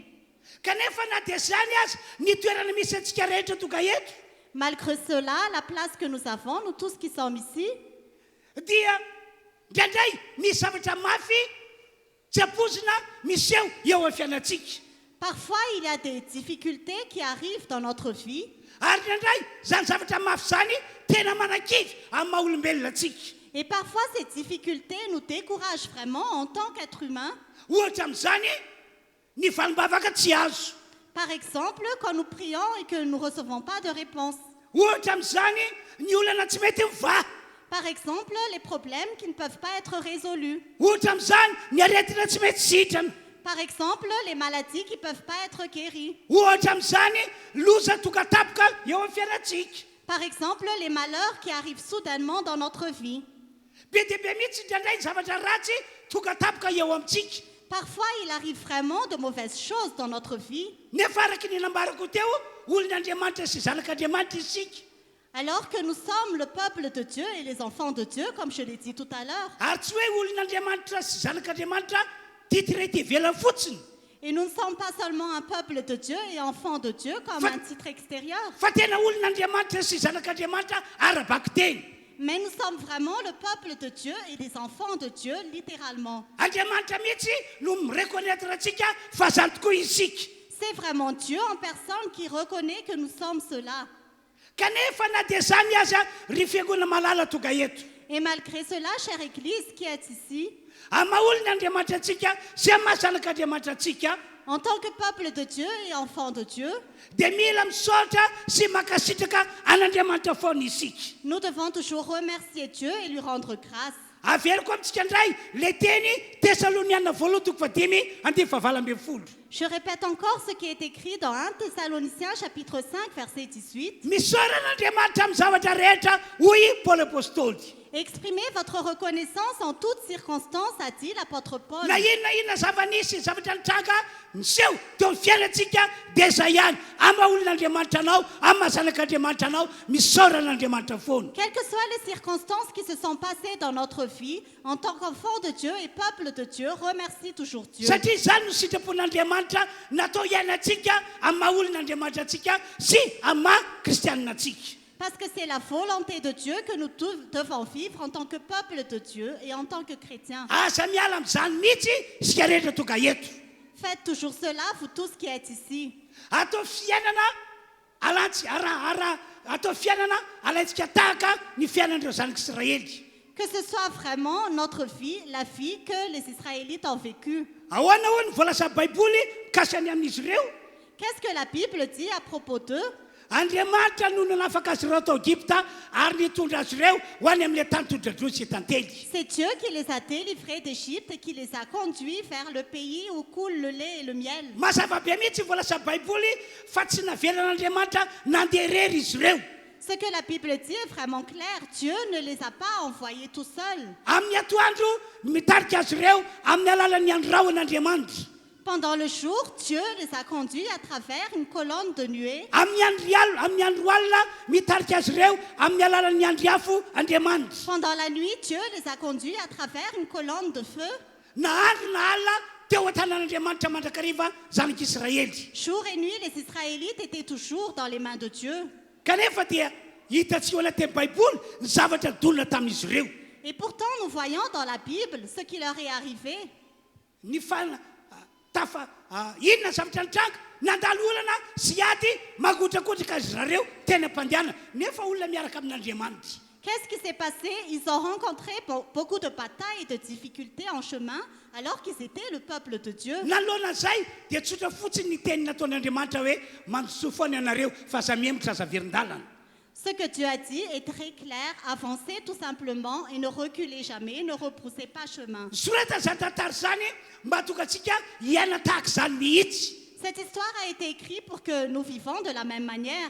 Ary zany mahatonga an'Andriamanitra miteny amintsika hoe ataovy zava-dehibe ny fisaorana sy fankasitrahana azy na dia ao anatin'ny olana sy ny ady mandrakariva azy ianao. Et c'est pour cela que Dieu a dit que nous devons toujours exprimer des actions de grâce et de la gratitude, même si nous nous trouvons dans des épreuves. Fa fantatr'Andriamanitra zay tokony atao anao rehefa mitoetra tsara araka sitrapony ianao. Parce que Dieu sait ce qu'il va faire pour toi quand tu demeures dans sa volonté.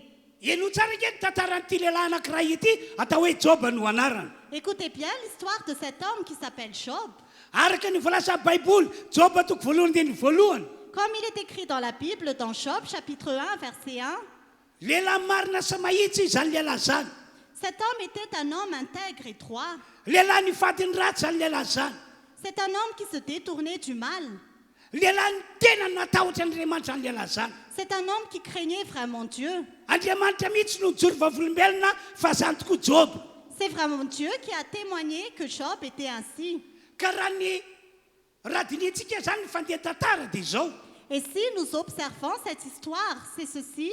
Mandra-pahafatiny Job zany dia tokony lalana feno voninkazo foana ny lalana iainany. Jusqu'à sa mort, Job devait vivre sur un chemin rempli de fleurs. Kanefa ny fanohitra tamin'izany ny zavatra natrehany. Et pourtant, ce qui lui est arrivé était le contraire. Olana sy ady fara zay mahafotritra no tranga teo amin'ny fiainany. Il a rencontré des problèmes et des difficultés qui étaient vraiment très dures. Fa tsy nanan-kivy azy zany tompoko. Mais cela ne l'a pas découragé. Fa nalohana ny zanitra rehetrany dia mbola nahay nisaotra sy nakasitraka an'Andriamanitra foany Job. Mais malgré tout cela, Job a toujours su être reconnaissant envers Dieu. Dia izay fiainana izay mihitsy no tian'Andriamanitra ho fiainantsika fiangonana manaraka ty fotoana ity. Et c'est vraiment cette vie que Dieu veut que nous menons, nous qui sommes ici. Androany zany zao dia hanao pratika an'izay sika rehetra. Donc aujourd'hui, nous allons mettre cela en pratique. Ho an'izay rehetra nandray fahasoavana dia hisaotra sy akasirika an'Andriamanitra izy. Tous ceux qui ont reçu des bienfaits, il faut remercier Dieu et lui rendre grâce. Ho an'ireo izay mbola ao anatin'ny ady sy ny zavatra sarotra indrindra dia hanao fisaorana sy fankasitrahana an'Andriamanitra foana isika. Tous ceux qui se trouvent encore dans des difficultés ou des épreuves, ils vont aussi remercier Dieu et lui rendre grâce. Eno tsara keny sationany ny amin'ny zavatra nitranga teo amin'ny fiainan'i Job. Écoutez bien des exemples de ce qui s'est passé dans la vie de Job. Job toko voalohany andimy fahatelo ambin'ny folo ka hatramin'ny andimy fadimy ambin'ny folo. Job chapitre 1, versets 13 à 15. Avy hatrany dia vakina amin'ny teny frantsay zay voasoratra izay. Alors qu'un jour, les fils et les filles de Job mangeaient et buvaient du vin chez leur frère aîné, un messager arriva vers Job et lui dit: les bœufs labouraient et les ânesses broutaient à côté d'eux. Des Sabéens se sont jetés sur eux et les ont enlevés. Ils ont tué les serviteurs à coups d'épée et je suis le seul à avoir pu m'échapper pour t'en apporter la nouvelle. Araka voalaza Baiboly nanana fananana maro be mihitsy Job tamin'izany fotoana izany. Comme il est écrit dans la Bible, Job avait beaucoup de biens à cette époque. Normal be satria notahin'Andriamanitra ny fiainana. C'était normal parce que sa vie était bénie de Dieu. Nambin'Andriamanitra ny nataony rehetra. Dieu avait béni tout ce qu'il entreprenait. Dia nozarainy Job ny tsitokotoko ireo fanana maro be ireo. Job a départagé ses biens. Dia tao amin'ilay antoko anankiray. Et parmi l'un de ses parts, arak'ilay teny novakena teo zao zava-nisy. comme il est écrit, voici ce qui s'est passé. Tapoka tsy nampozina tonga tao ny dahalo Sabéanina. Soudainement, il y avait des Sadéens qui étaient arrivés. Avy hatrany dia namabo ny ondra manosony Job rehetra zany dahalo zany. Immédiatement, ces personnes ont enlevé tous les brebis de Job. Ary mpanompony Job zay nikarakaraan'ireo fananany ireo no vonony raika lasa iza no afaka nandositra. Et les serviteurs, ils l'ont tué et un seul a pu s'échapper. Dia tonga tany amin'ny Job io raika lahy io nitantarany zava-nisy. Et ce serviteur est allé vers Job pour raconter ce qui s'est passé. tena mafy tamin'ny joba ny eritreritra an'izany C'était vraiment très dur pour Job de penser à cela, satria olona tena nanompo an'andriamanitra tamin'ny fony izy parce qu'il servait vraiment Dieu de tout son cœur. fa misaotra an'andriamanitra fa vitany joba foana misaotra an'andriamanitra sy nakasitraka azy Mais gloire à Dieu, Job a toujours réussi à remercier Dieu et à lui rendre grâce. fa ka nijanona tamin'izay fotsiny ihany fa mbola nisy zava-doza anankiray nitranga ihany koa Mais ça ne s'est pas arrêté là, mais il y avait encore un autre malheur qui s'est passé. joba toko voalohany andeha fiaina ambin'ny folo vakina avy hatrany amin'ny teny frantsay Job chapitre 1 verset 16.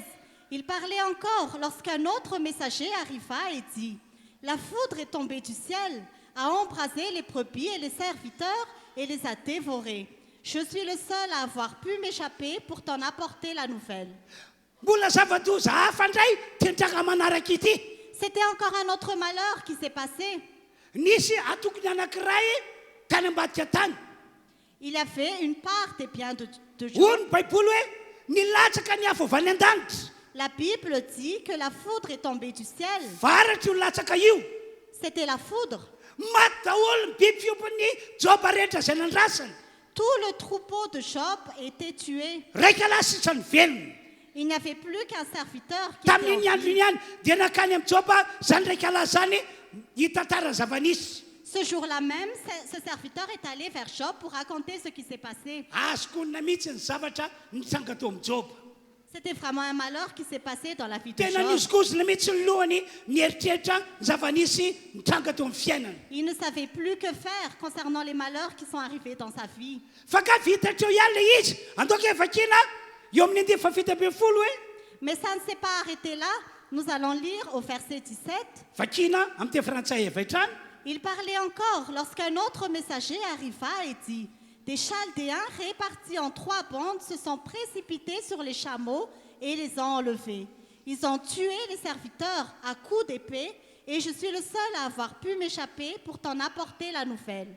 mbola zava-doza hafa indray no nitranga teo amin'ny joba C'était encore un autre malheur qui s'est passé dans la vie de Job. satria tonga indray ny dalo amin'ny alalan'ny kaldeana Parce que les Chaldéens étaient aussi arrivés, no babony indray ny fananany joba zay tany amin'ny toerakafo ils ont enlevé les biens de Job qui étaient dans un autre ny endroit. fananany rehetra mihitsy no ny foanany fahavalo C'est vraiment tous ces biens que l'ennemi a enlevés. mpanompo anankiray sisa no tsy maty Il n'y avait plus qu'un serviteur qui n'était pas tué. afaka nandositra ary nitantara zany zava-doza zany tamin'ny joba Il a pu s'échapper et raconter ce malheur à Job. enjana ny zavatra niatra tamin'ny joba C'était vraiment dur ce qui lui est arrivé. fa nisan'izany joba toko voalohany andeha fahavalo ambin'ny folo sy fasy ambin'ny folo Dans Job chapitre 1, versets 18 à 19, mbola vakena amin'ny teny frantsay ihany nous allons lire au nom de Jésus.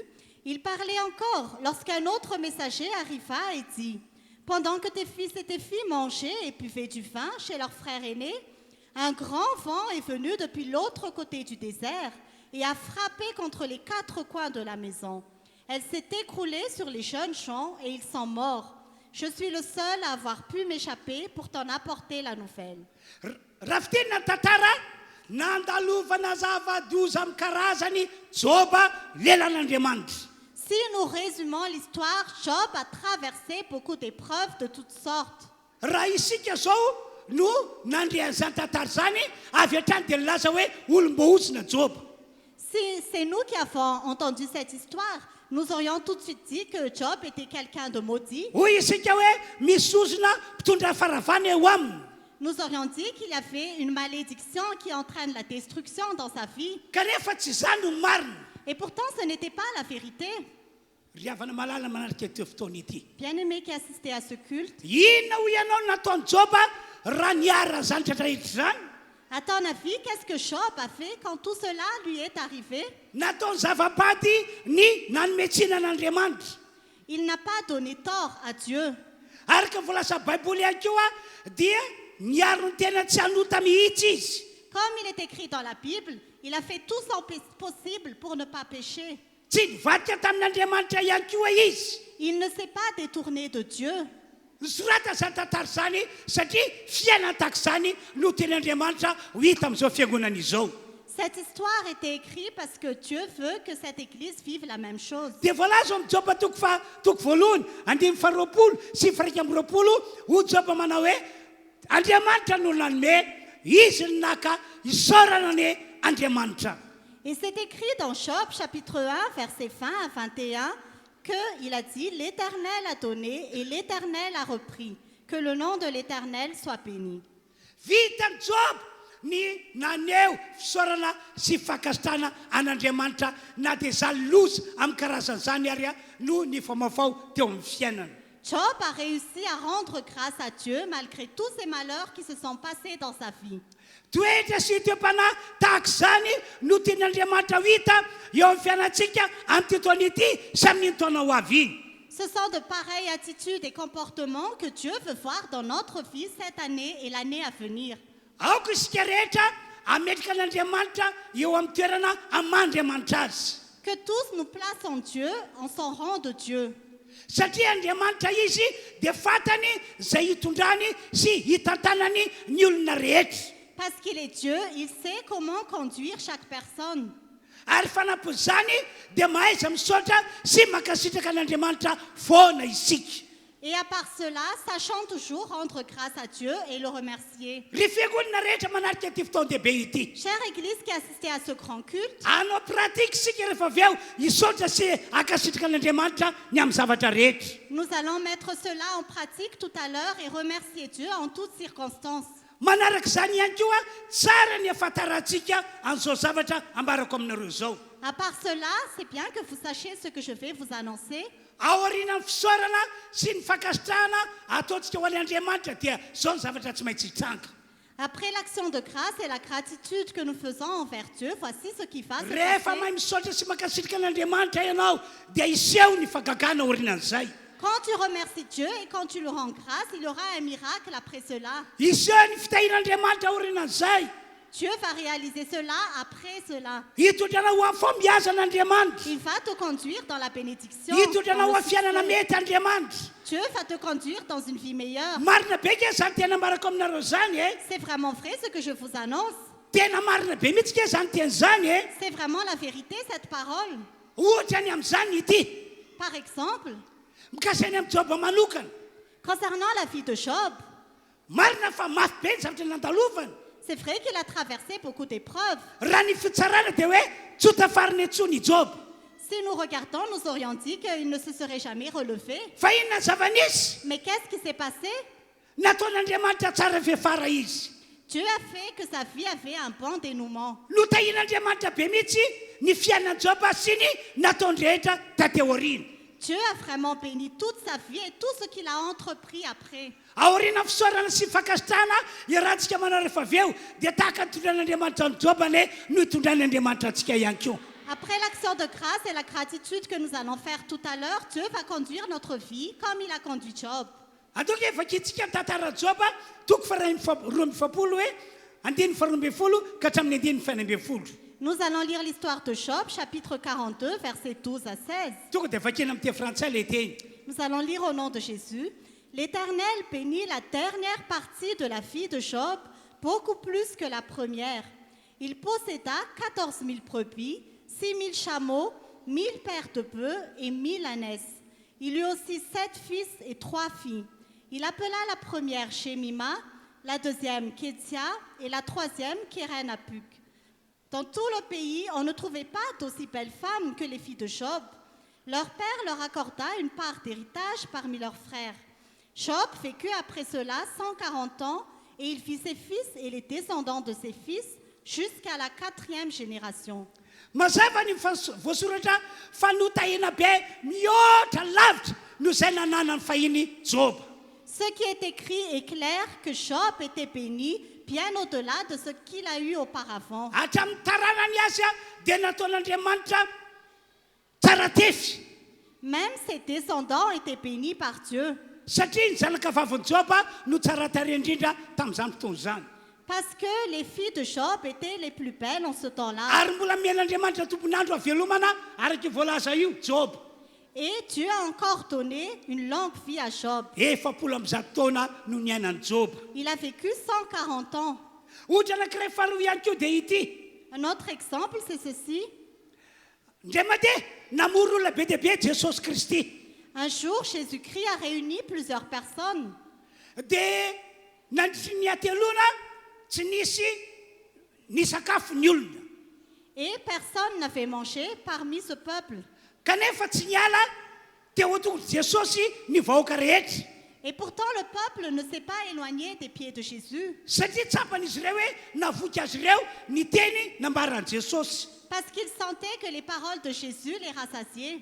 Dia tamin'ny farany tapa-kevitra Jesosy fa omena sakafo ara-nofo reto olona be dia be reto. Et à la fin, Jésus était décidé à partager du pain et du repas à ces personnes. Rehefa nanontaniana rehefa ireo mpianatra dia tsisy nanana sakafo izy ireo.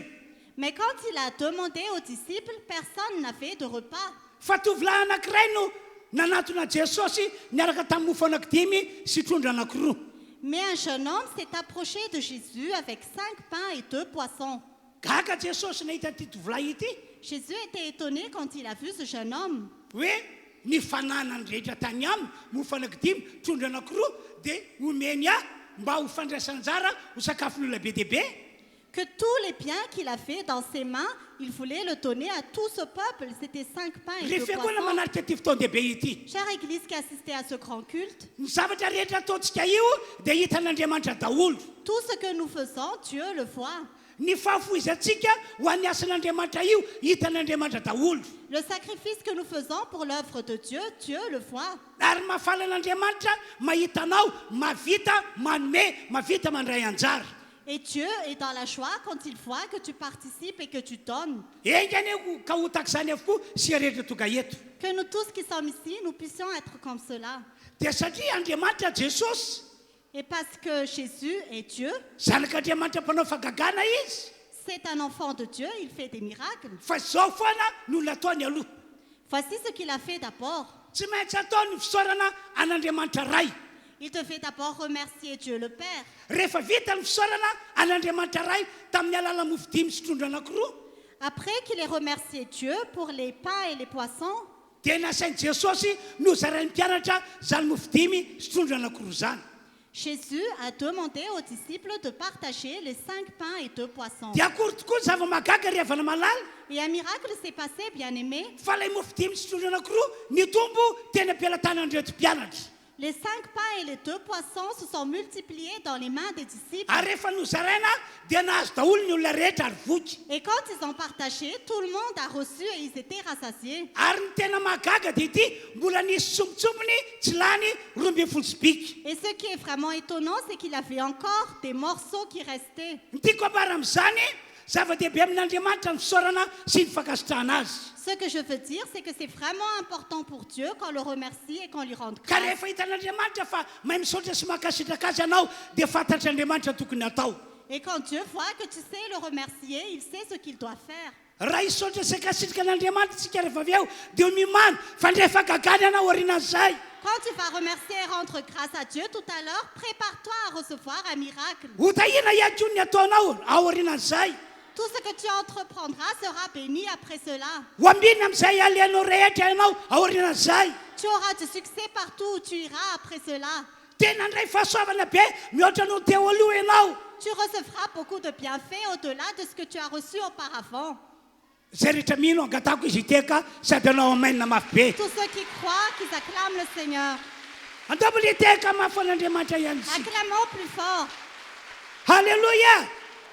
Alléluia. Ary indrindrindrindra aorinany fanateranao fanatim-pisaorana Et par-dessus tout, après que tu aies apporté le sacrifice de reconnaissance, dia tsy voasaka an'Andriamanitra avy any an-danitra fa hitratsehatra tokoa eo amin'ny fiainanao izy. Dieu ne va pas s'empêcher d'entrer et d'intervenir dans ta vie. Faly be nge Andriamanitra nahita ny David ny teny ity teny ity e. Dieu était vraiment content quand il a vu David dire ces paroles. Ho Davida hoe akoatra ny fisaorana sy fankasitrahana mipololotra avy ato anatiko nataoko an'Andriamanitra. David a dit, à part la reconnaissance qui vient de mon cœur, ce que je vais faire à Dieu, Dia inona re no avaliko an Jehova ny amin'ny soretra nataony tamiko. comment rendrai-je à Dieu tous les bienfaits qu'il m'a donnés? Amin'ny maha-olona tena tsy hitako mihitsy zay tokony atao mihoatra an'ilay fisaorana sy fankasitrahana mipololotra vao am-bavako. En tant qu'être humain, je ne sais vraiment pas ce que je dois faire à part les remerciements qui viennent de mon cœur. kanefa no fahasoavan'andriamanitra lehibe dia tonga tao amin'ny famagin'ny fanahy masina Mais grâce à la bénédiction de Dieu, le Saint-Esprit l'a visité. hoy Davida tamin'izany hoe andeha hitondra fanaty mpisoranao David a dit, je vais emmener un sacrifice de reconnaissance. tena fanatitra mihoatra no zay zakako mihitsy no entiko an'andriamanitra C'est vraiment une offrande qui est au-dessus de ce que je peux donner. aorinan'izay fantatra fa hiaso fiainantsika andriamanitra Après cela, je sais que Dieu va intervenir dans nos vies. tsy hoe mpanompon'andriamanitra fotsiny ao dia miteny an'izany Ce n'est pas que je suis serviteur de Dieu et que je le fa dis, hitako anatin'ny baiboly zany mais je le vois dans la Bible. ary andriamanitra marina sy matoky Et Dieu est juste. zay nataony tamin'ireo olona fahiny Ce qu'il a fait aux gens, dia ho ataony auparavant, amintsika taranaka ankehitriny il va le faire pour nous aussi actuellement. raha mino zany teniko zany ianareo dia mbola angatahako hiteka mafy Si vous croyez en cette parole, acclamez le Seigneur. ary ankoatran'izay dia ity À part cela, rehefa hisaotra sekasitraka an'andriamanitra ianao miaraka fanaty mpisaorana quand tu remercies Dieu et quand tu lui rends grâce avec des offrandes de reconnaissance, mino aho fa lay fotoan-dehibe amin'ny alato fa 5 volana janoary toa la 2020 amin'ny 2020 io je crois que lors du grand culte qui aura lieu le 5 janvier 2025, lay fotoana hitsofanay rano anareo ce jour où nous allons vous bénir, tsy andalo fotsiny zany fotoana zany ce culte ne va pas passer en vain. mahafaly an'andriamanitra ny anamarina tsodrano sy tena votsytray-ponompon'andriamanitra ho anareo zay tonga eto ka hisaotra sy akasitraka an'andriamanitra Dieu veut vraiment donner des bénédictions à vous tous qui remerciez, qui lui rendent des grâces ici. no zany famaranako ny afatra ataovy zava-dehibe amintsika manomboka androany ny misaotra sy ny makasitraka an'andriamanitra Alors, pour clôturer ce message, à partir d'aujourd'hui, que ce soit vraiment important pour nous de rendre grâce à Dieu. ary tsy androany ihany ianao no tokony hisaotra sy akasitraka azy fa ataovy tena fiainanao mihitsy Que ce ne soit pas seulement aujourd'hui que tu le remercies, mais que ce soit vraiment ta vie. no zany andaontsika rehetra hiaraka hitsangana dia ho ampololotra antsika vatona antsika ny fisaorana sy fakasitrana an'andriamanitra ary asehoy fa vonina ianao hitondra le fanaty mpisaorana Alors, levons-nous et montrons de la reconnaissance à Dieu et montrons-lui que nous sommes vraiment prêts à apporter les offrandes de reconnaissance. samiera ny vavaka arak'izay fanetanako zay a tsika rehetra Que tous nous prions selon cette exhortation. ny mpitarika viderana avy hatrany dia maka toerana ety anoloana Le groupe de louanges peut avancer. atsaka ny tananao dia andaonao vavaka fisaorana sy fakasitrana an'andriamanitra mipololotra vatao anaty isika Lève tes mains et remercie Dieu de tout ton cœur. samy vavaka isika rehetra tompoko Priez tous. samy vavaka isika rehetra Que nous prions tous. ataovy tena mipololotra tokoa avy ao anatinao ny fisaorana sy fakasitrana an'andriamanitra Que le remerciement et la gratitude sortent vraiment de ton cœur.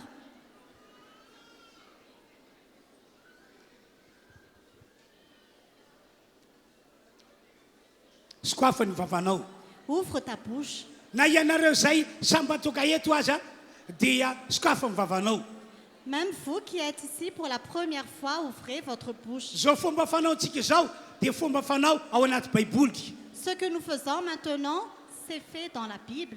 reo apôstôly reo mpianatra jesosy no anisany nanao vavaka tahako zao ataontsika izao Les apôtres et les disciples de Jésus ont fait des prières comme araka nous. volasa baiboly niaraka nanandratra ny feony izy rehetra Comme il est écrit dans la Bible, ils ont tous élevé leur foi. samy vavaka arak'izany ary sika fiangonana Prions tous de cette façon. atsaka ny tananao marika fa tena misaotra sy makasitraka an'andriamanitra ianao Lève tes mains pour montrer que tu remercies vraiment Dieu et que tu lui rends grâce. toy izy mivavaka Continue à prier. toy izy mivavaka ao Continue à prier.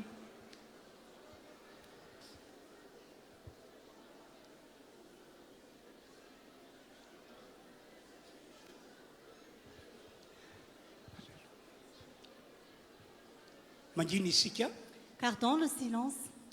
andriamanitra raiky malala masina any an-danitro Cher Père Céleste, misaotra anao any amin'ny afatra zay nampitondranao ahy teo je te remercie pour le message que tu m'as fait donner aujourd'hui. ary ety aho mivavaka misolo tena ny fiangonana rehetra Et je prie maintenant pour représenter toute l'Église.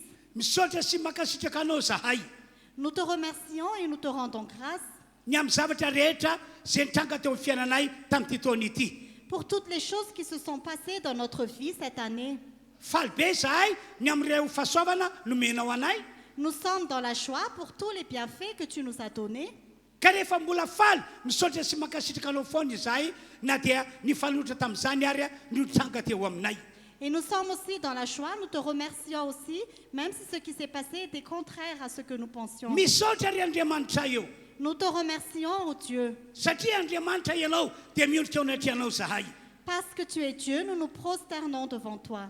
Mino aho Andriamanitra eo Je crois, ô Dieu, fa zay rehetra nandray niafatra nambaranao teo que tous ceux qui ont reçu le message de tout à l'heure ka hisaotra sy akasitraka anao tokoa et qui te remercient et te rendent grâce, tena hiaina amin'izay fiainan'izay izy. qu'ils font vraiment vivre cette vie. Mino aho raiky malala Je crois, ô cher Père, fa izy zavatra lehibe ho ataonao ho azy amin'ity taona ity. que tu vas faire quelque chose de très grand dans leur vie cette année. Anisan'izany ny fandresana mihezinyezina Parmi cela, la grande victoire.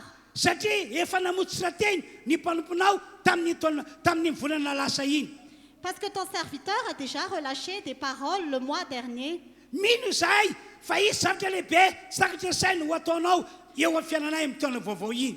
Nous croyons que tu vas faire un grand miracle au-delà de toutes nos pensées pour cette nouvelle année. Ho taona tsara indrindra ho anay tokoa ane io ny taona vaovao avy io. Ce sera vraiment la meilleure année pour nous, l'année qui va venir. Ho ataonao tokoa zany Andriamanitra. Tu vas le faire, ô Dieu. Misaotra amin'ny anaran'i Jesosy. Merci au nom de Jésus. Misaotra amin'ny anaran'i Nous te Jesosy. remercions au nom de Jésus. Halleluja. Alléluia. Amen. Amen. Maka toerana isika. Vous pouvez prendre place. Dia zay moa zany mivavaka navoaka antsika vao anaty fotsika teo anatrehan'Andriamanitra. C'est la prière que nous avons faite de tout notre cœur devant Dieu. Fa amin'izao fotoan'izao indray isika dia androso ety anoloana hitondra ilay fanatim-pisaorana. Et maintenant, nous allons avancer devant pour apporter les offrandes de reconnaissance. Tanterao amin'ny fahasahina izany. Fais-le avec audace. Tanterao amin'ny finoana ihany koa izany. Fais-le avec foi. Noho izany dia angatana ny avanirina no androso aloha dia avy eo maka sisiny iny zany ianareo maka toerana. Que ceux qui sont derrière avancent devant. Tonga dia mandroso sika tompoko. Vous pouvez avancer. Tonga dia mandroso daholo tsika rehetra. Dia ao anatin'izany misy andreto ekipa zay mpandihy reto ianimeny fotoana satria fety ny andro. Et à part ça, il y aura des danses maintenant parce que c'est un jour de célébration. Ndao aza tompoko.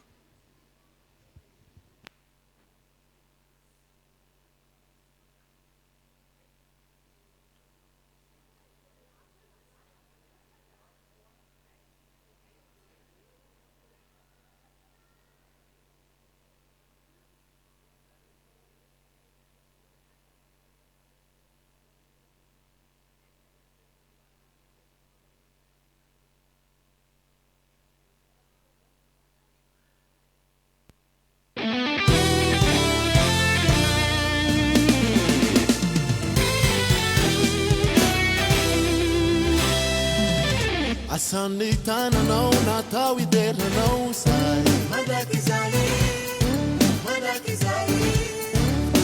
Vavolombeloni atsaranao sai Madakizali Yeni sanandro mina fun Velunaina vita inao te soso Fasoavanao manarakanai Tisi futona tianao Mami kunifia sana te socio Mandrakizai Alleluia, alleluia Tara ya no tu Fiantuante apara Tuera no fiteran Osana, osana Te socio mi sandat Ya no no winu La panau itifu E noi tumpo So fiteranizam Ufana Hangasita hanau, hey noi tu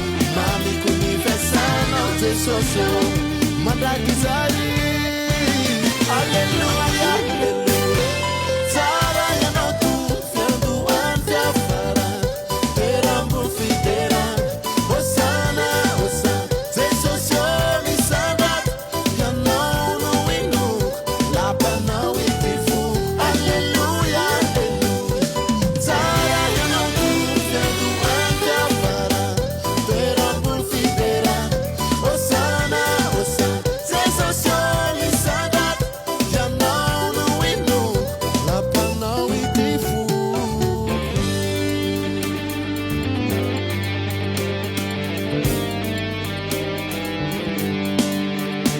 Alleluia, alleluia, alleluia, alleluia, alleluia, Tarianoe. Alleluia, alleluia, alleluia, alleluia, alleluia, Tarianoe. Alleluia, alleluia, alleluia, alleluia, alleluia, Tarianoe. Alleluia, alleluia, alleluia, alleluia, alleluia, Tarianoe.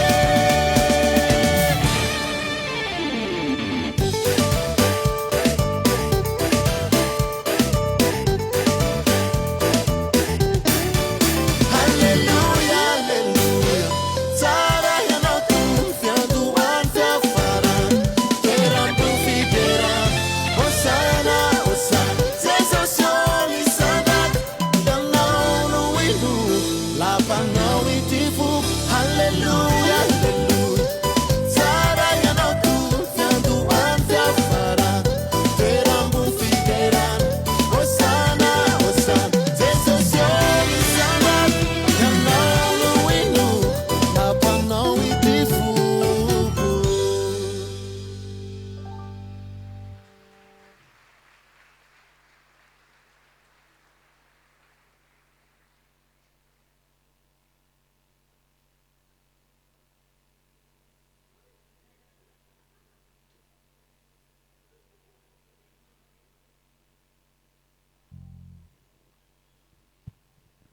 Alléluia. Dia faly miarabantsika rehetra amin'ny anaran'i Jesosy mba komanana ny fiarabana izay efa nentin'ny ray aman-dreny mpanompon'Andriamanitra teo. Araka ny filazana efa nolazainy ombenombeny teto amintsika no mafisy ny ray aman-dreny teo